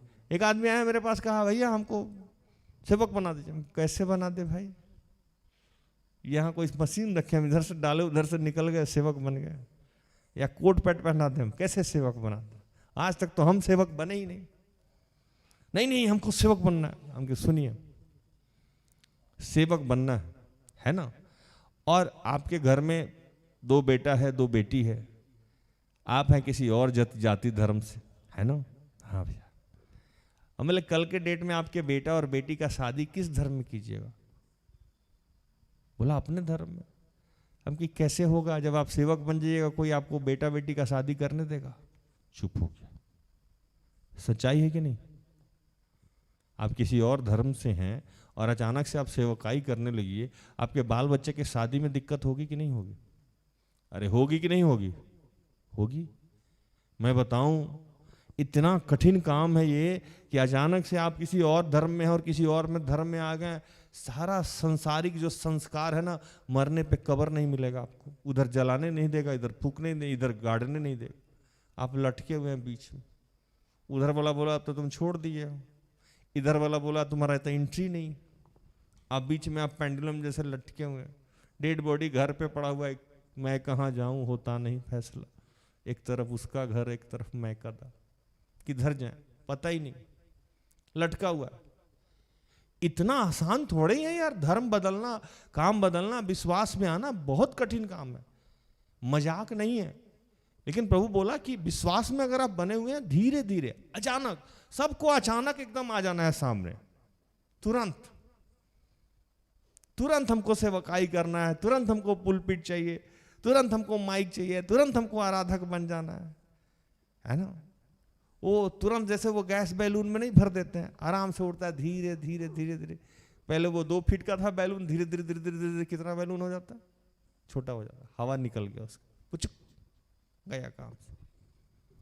तो वैसा विश्वासी नहीं बनना है। हवा बढ़ना चाहिए, उत्साह बढ़ना चाहिए, रोशनी बढ़ना चाहिए, और इसमें समय लगता है, टाइम लगेगा। अपने विश्वास की रक्षा कीजिए, धीरज धरिए। लोग कुछ बोलता है उस पर यकीन नहीं कीजिए, आगे बढ़िए। यहाँ भी आपको प्रभु आशीष देगा और वहां भी आशीष देगा। निश्चिंत रहिए, व्याकुल नहीं होइए, परेशान नहीं होइए, सब कुछ नया होने जा रहा है। प्रभु इन सारे वचनों से आप सबको और मुझे भी आशीषित करे, आमीन। आइए हम आखिरी प्रार्थना में जाएंगे।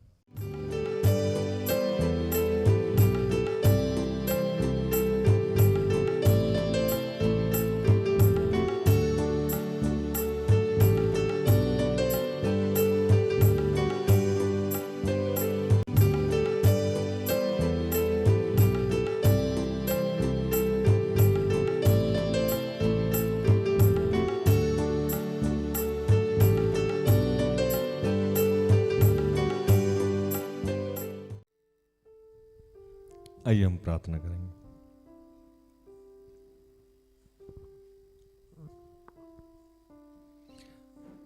कि हे दयालु पिता, प्रभु आज तू हम सबको स्पर्श कर प्रभु, ताकि हम और तेरी अद्भुत बातों को, तेरी गहराई की बातों को समझ पाए प्रभु। पिता आज हम तुझसे प्रार्थना करते हैं कि हम जानते हैं कि हम जिस मार्ग में तेरे सामर्थ्य से चल रहे हैं, बहुत सारी परेशानियां, बहुत सारे तकलीफ, बहुत सारी विपदाएं आएंगी प्रभु, लेकिन प्रभु जो हमें बल देता है हम उसके सामर्थ्य से सब कुछ कर सकते हैं। हम जानते हैं प्रभु कि हमारे अपने ही लोग हमें छोड़ देंगे प्रभु, हमारे अपने ही घर वाले हमें ठुकरा देंगे प्रभु। हम ये भी जानते हैं कि प्रभु हमारी बदनामी होगी, हमारी परेशानी होगी, तेरे नाम के कारण हम सताए जाएंगे प्रभु। लेकिन पिता हम ये भी जानते हैं कि सब कुछ नया करेगा प्रभु, और प्रभु हम भी वहां जाएंगे जहां दूध की नदियां हैं, नया आकाश, नई पृथ्वी, और हम भी एक दिन बादलों पे उठाए जाएंगे प्रभु। और प्रभु उससे पहले हमारे जीवन के यहाँ के भी सारी समस्याओं का तू समाधान करेगा। तो सत्य प्रतिज्ञ परमेश्वर है, जो तुझ पे विश्वास करता है कभी शर्मिंदा नहीं होता, जो तेरे सोते से पीता है कभी प्यासा नहीं होता। हे प्रभु आज हम सबको स्पर्श कर, ताकि हम और गहराई से तुझे समझ सके, जान सके और तेरे मार्ग में चल सके।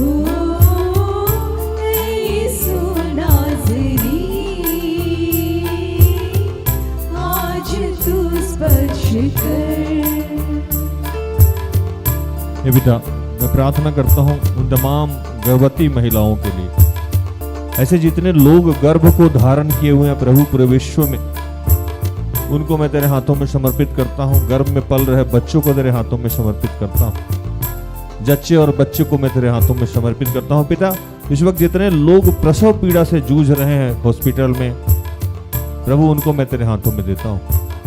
पिता इन सब की सुरक्षा करना प्रभु, तूने दिया है, तू संभालना प्रभु। पिता मैं प्रार्थना करता हूँ आज पूरे विश्व में जहां भी झगड़े हैं, क्लेश है, अशांति है प्रभु, लड़ाइयां चल रही है प्रभु, उन तमाम देशों को तेरे हाथों में समर्पित करते हैं। वहां जितने क्षतिग्रस्त परिवार हैं, क्षतिग्रस्त लोग हैं प्रभु, उनको तेरे हाथों में समर्पित करते हैं। जिस वजह से प्रभु ये युद्ध है, अशांति है, किसी स्टेट में, किसी देश में, किसी जिला में, किसी गांव में, किसी दल में, किसी घर में प्रभु पिता, वहां मेल मिलाप का आशीष दे, तू प्रेम का आशीष दे प्रभु। हर घर में शांति हो प्रभु, हर जीवन में शांति हो, हर मन में शांति हो प्रभु। पिता, हम तुझसे प्रार्थना करते हैं कि हमारे जीवन में जो भी आर्थिक तंगी है, क्लेश है प्रभु, आज तू उसे समाप्त कर रहा है प्रभु। तूने कहा कि मैं तेरे आगे आगे चलूंगा, ऊंची भूमि को चौरस और समतल करूंगा, गुप्त में गाड़े हुए अंधेरे में छुपे हुए धन से मैं तुझे आशीषित करूंगा। हे प्रभु, तूने कहा था कि सोना मेरा है, चांदी मेरा है। हे प्रभु, हम जानते हैं कि सब कुछ तेरा है। तू आज नई आकाश, नया पृथ्वी बनाने जा रहा है प्रभु।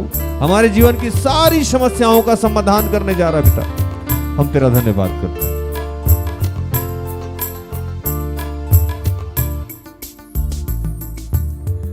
भर दे तू शांति से, भर दे तू शांति से, और अभिषेक कर ऐ यीशु नाज़री। आज तू स्पर्श कर, हो ऐ यीशु नाज़री।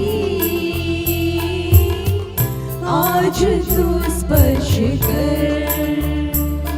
हे पिता, मैं प्रार्थना करता हूं उन तमाम लोगों को जो इस वक्त बंधन में है।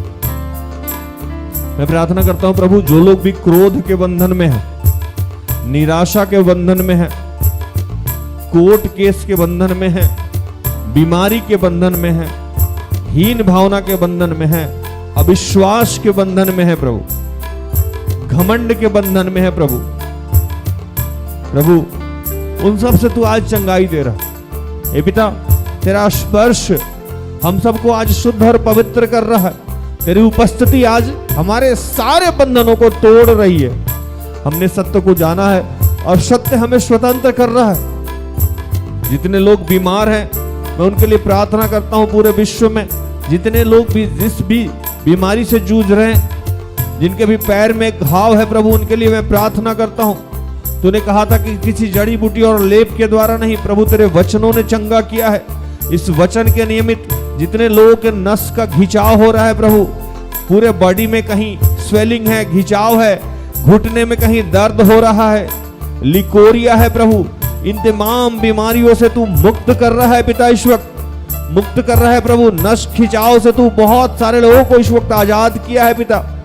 हम तेरा धन्यवाद करते हैं। इस वक्त बहुत सारे लोगों के घुटने के दर्द से प्रभु मुक्त कर दिया है। हम धन्यवाद करते हैं। बहुत सारे लोगों को लिकोरिया से प्रभु तूने इस वक्त मुक्त किया है। हम धन्यवाद करते हैं। बहुत सारे लोगों को पीरियड की समस्या से प्रभु मुक्त किया है। निमोनिया से प्रभु तूने मुक्त किया है। हम धन्यवाद करते हैं प्रभु। गले में जो इन्फेक्शन था प्रभु, उससे तूने हम बहुत सारे लोगों को मुक्त किया है। हम धन्यवाद करते हैं प्रभु। गठिया से तूने बहुत सारे लोगों को मुक्त किया है। बवासीर से तूने बहुत सारे लोगों को मुक्त किया है। गैस्ट्रिक से पिता तूने बहुत सारे लोगों को मुक्त किया। हम धन्यवाद करते हैं पिता। इस वक्त जिसको भी बाल गिरने की समस्या थी प्रभु, उससे तूने उसे मुक्त किया है। एलर्जी से तूने बहुत सारे लोगों को मुक्त किया है। पेट का दर्द है प्रभु जो जा नहीं रहा है प्रभु, इस वक्त तेरे यीशु तेरे नाम से वो दर्द निकल के जा रहा है। विशेषकर नाभि के इर्द गिर्द जितने भी दर्द हो रहे थे इस वक्त गायब हो रहे हैं यीशु के नाम से। जिनका भी लूज मोशन हो रहा है प्रभु, उसमें चंगाई दे रहा है, स्पर्श कर रहा है। उल्टी से प्रभु इस वक्त ठीक कर रहा है। बुखार, टाइफाइड, मलेरिया, किसी भी प्रकार का बुखार है प्रभु, इकोलाई से प्रभु इस वक्त बहुत सारे लोगों को मुक्त कर रहा है। कान में दर्द से पिता मुक्त कर रहा है यीशु के नाम से। लीवर में कोई भी इंफेक्शन है, समस्या है प्रभु इस वक्त ठीक कर रहा है। किडनी की सारी समस्याएं इस वक्त जा रही है। विशेषकर स्टोन से संबंधित जो समस्या है, दर्द है, वो जा रही है। सूजन, पूरे शरीर में किसी भी प्रकार का सूजन है प्रभु ठीक कर रहा है। इन दिनों जिनके भी पीठ में दर्द है, रीढ़ की हड्डी में, पीठ में दर्द है, कमर में दर्द है प्रभु इस वक्त चंगाई दे रहा है। जो भी लोग डरे हुए हैं किसी टेस्ट को लेके या किसी भी अन्य चीज को लेके, प्रभु स्पर्श कर रहा है। इन दिनों जिसको भी दांत में दर्द है प्रभु उसको स्पर्श किया है, छुआ है, ठीक किया है। प्रभु ने इन दिनों बहुत सारे लोगों को कैंसर से मुक्त किया, पीसीओडी की समस्या से प्रभु बहुत सारे बच्चों को मुक्त किया है। हम धन्यवाद करें और यकीन करें कि प्रभु ये सारी घोषणाएं प्रभु हमारे जीवन के लिए किया है। बहुत सारे लोग इस वक्त पाचन क्रिया उनका अनबैलेंस है, डिस्टर्ब है, वो कुछ भी खाते हैं पच नहीं पा रहा, डिहाइड्रेशन हो रहा है, प्रभु उन्हें स्पर्श कर रहा है। हम धन्यवाद करें शुगर और बीपी की समस्या से प्रभु बहुतों को ठीक किया है। हम धन्यवाद करें थायराइड की समस्या से प्रभु बहुत सारे लोगों को मुक्त किया है। हम धन्यवाद करें कि इन दिनों जितने लोग आईसीयू में एडमिट हैं और उनके परिवार वाले डरे हुए हैं, प्रभु ने स्पर्श कर रहा है, पूर्णतः चंगाई दे रहा है। हम धन्यवाद करें।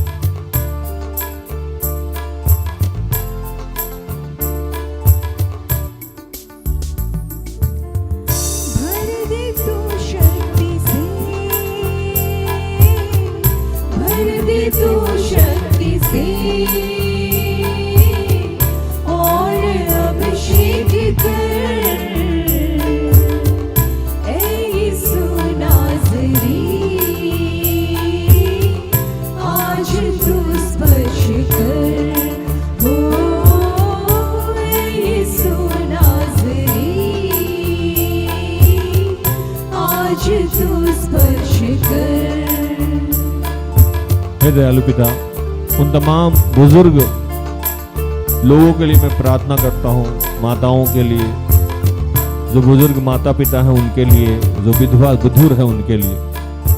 सर प्रभु वृद्धा अवस्था में तरह तरह की समस्याएं होती हैं, अकेलापन, बीमारी, तन्हाई, शारीरिक कमजोरी, भविष्य की चिंता, वर्तमान की चिंता, कौन पालन पोषण करेगा, किसके साथ रहना है, मित्रों की समस्या, अपने घर परिवार को छोड़ने की समस्या, अनगिनत समस्या रहती है प्रभु। इन तमाम समस्याओं में जनरेशन गैस की समस्या है, जनरेशन गैप है प्रभु। उनके बच्चे, उनके पोता पोती, उनके जूनियर उनकी बातों को समझ नहीं पाते, उनकी भावनाओं को समझ नहीं पाते। विभिन्न प्रकार की समस्याएं हैं प्रभु। इन तमाम समस्याओं में तो अपने लोगों की सुरक्षा करता है प्रभु। ये बीमारी जो बहुत पुरानी हो गई है प्रभु, इसकी वजह से चिड़चिड़ाहट है प्रभु। इन तमाम समस्याओं से तू लोगों को आज मुक्त कर रहा है, इन तमाम बुजुर्गों को तू आज मुक्त कर रहा है प्रभु, स्पर्श कर रहा है, उन्हें अपनी शांति से भर रहा है। उनके लिए भी तू एक नया आकाश, नई पृथ्वी का निर्माण कर रहा है प्रभु। हम धन्यवाद करते हैं कि जितने लोग चंगाई चाहते थे उनके लिए तूने उनको उत्तर दिया है। जितने लोग नशे से ग्रसित थे प्रभु, उनको तूने स्पर्श किया है। जो लोग पवित्र आत्मा के लिए भूखे और प्यासे थे, पारिवारिक प्रार्थना चाह रहे थे, उनको तूने स्पर्श किया है। जो लोग विवाह के लिए प्रार्थना चाह रहे थे, जो लोग वैवाहिक जीवन के लिए प्रार्थना चाह रहे थे, जो संतान के लिए प्रार्थना चाह रहे थे, जो कर्ज से मुक्ति के लिए प्रार्थना चाह रहे थे, जो जमीन के पेंशन और फंसा हुआ पैसे के लिए प्रार्थना चाह रहे थे, उन सबको तूने आज छुआ है प्रभु। हमारे जीवन को, मेरे और सिस्टर एस्थर के जीवन और हमारे सहयोगी भाई बहन को और दुनिया के तमाम सेवक और दास दासी को तेरे हाथों में देते हैं प्रभु, तेरे चरणों तरह लाते हैं प्रभु। ये हमसे नहीं होगा, हम एक कदम नहीं चल सकते हैं प्रभु जब तक तू हमारा साथ नहीं देगा। चाहे कोई भी हो, कोई भी सेवक हो प्रभु, उन सब का और हमारा साथ देना प्रभु।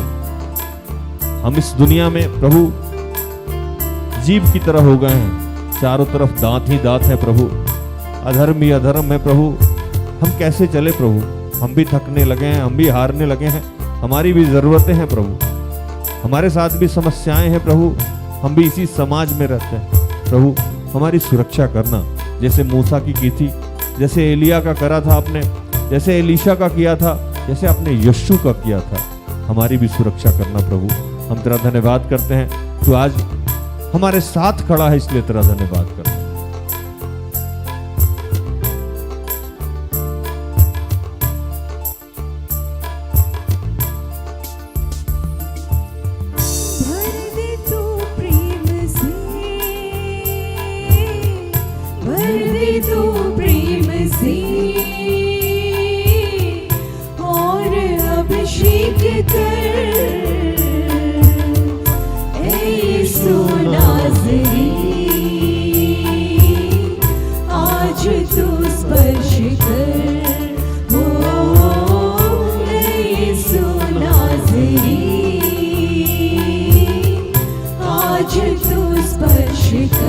हे पिता तेरा धन्यवाद करते हैं, तू आज अपने बहुत सारे बच्चों को स्पर्श किया। लूका 11 के 13 का आशीष दिया है। इन वचनों ने, इन आज के प्रार्थना ने, आज की आराधना ने बहुत सारे लोगों के जीवन को बदला है प्रभु, तेरी उपस्थिति से भरे हैं।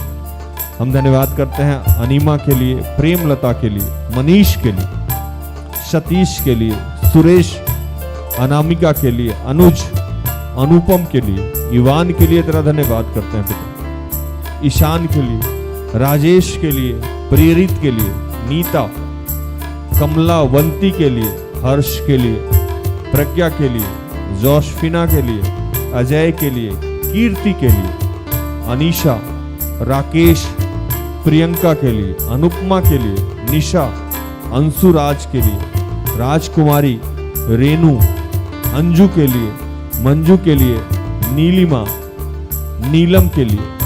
प्रभु हम सबको तूने आज स्पर्श किया है पिता, तेरा धन्यवाद करते हैं, सर्वस्व तुझे समर्पित करते हैं और इन तमाम प्रार्थना को प्रभु यीशु के जीवित और पवित्र नाम से मांगते हैं। दया से सुन और स्वर्ग के राज में ग्रहण कर, आमीन।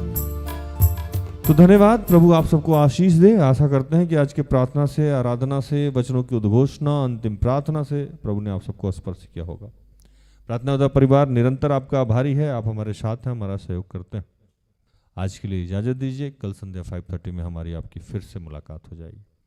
तब तक के लिए स्वस्थ रहें, सुरक्षित रहें, सरकारी नियमों का पालन करें, प्रभु के आदेश का पालन करें। जैसा मैं रोज कहता हूं कि हम सब में बहुत सारी दुर्बलताएं हैं, कृपया हमें क्षमा करें और हमारे लिए प्रार्थना करें। प्रार्थना उद्धार परिवार अगर आपके किसी भी काम आ जाए तो कृपया हमें संपर्क करें।